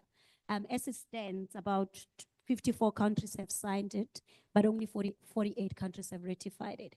And basically the idea of this is to, things like increase intra-trade. I think if we increase intra-trade, that will help us even with, strengthen and grow our own economies, improve economic growth, invest in people of Africa, reduce trade barriers. I mean, there's so many countries, for example, that have not even ratified the free movement protocol, which will allow for people and goods to move freely. So part of the conversation about self-reliance is really to get to a point where we are able to use our resources towards economic development. But our member states needs to ratify some of the treaties that currently exist. Not only, some countries have signed them, but they need to be ratified to ensure that it helps us as we move so that we get off this idea of the dependence that we have. But the whether we'll get there in the next 5 years or a decade, I'm not sure. Thanks. All right. Thank you very much. A round of applause for our speakers, please. Maybe to close on this point about the SARS conversation, not the SARS conversation, the taxation. So part of the reason why the hot mic was important, the catching the ministers discussing how unhappy they are with Edward, Mr. Edward Kiswater, is that he is allegedly opposed to a VAT increase. And he grounds his thinking that you need to capacitate SARS more in order to go after the illicit financial flows, in order to go after all of the uncollected taxes that is being sort of taken away from the country through tax evasion and other mechanisms. VAT vis-a-vis those uncollected taxes is quite minimal in terms of the amount of money that the state will be able to get from VAT versus those other financial, illicit financial flows. He estimates, I think, about 800 billion that could be recovered from uncollected tax versus about 30 billion that you could be getting from VAT, for instance. And so, yeah, it's people you vote into power, they will exercise that power in ways that have an impact on you. Think about that for 2026, think about that for 2029. Thank you very much. Have a good day. Lunch is on the second floor, and you will collect tickets or coupons as you exit. We hope to see you soon. We are hosting a number of different interventions, among them workshops and community dialogues. And should you feel that you have the capacity to mobilize members of a community to a particular capacity, please reach out to Umbali Mkhize, and we will be able to talk going forward. Thank you very much. Have a good one. Sibonga. Sharp. Leadership.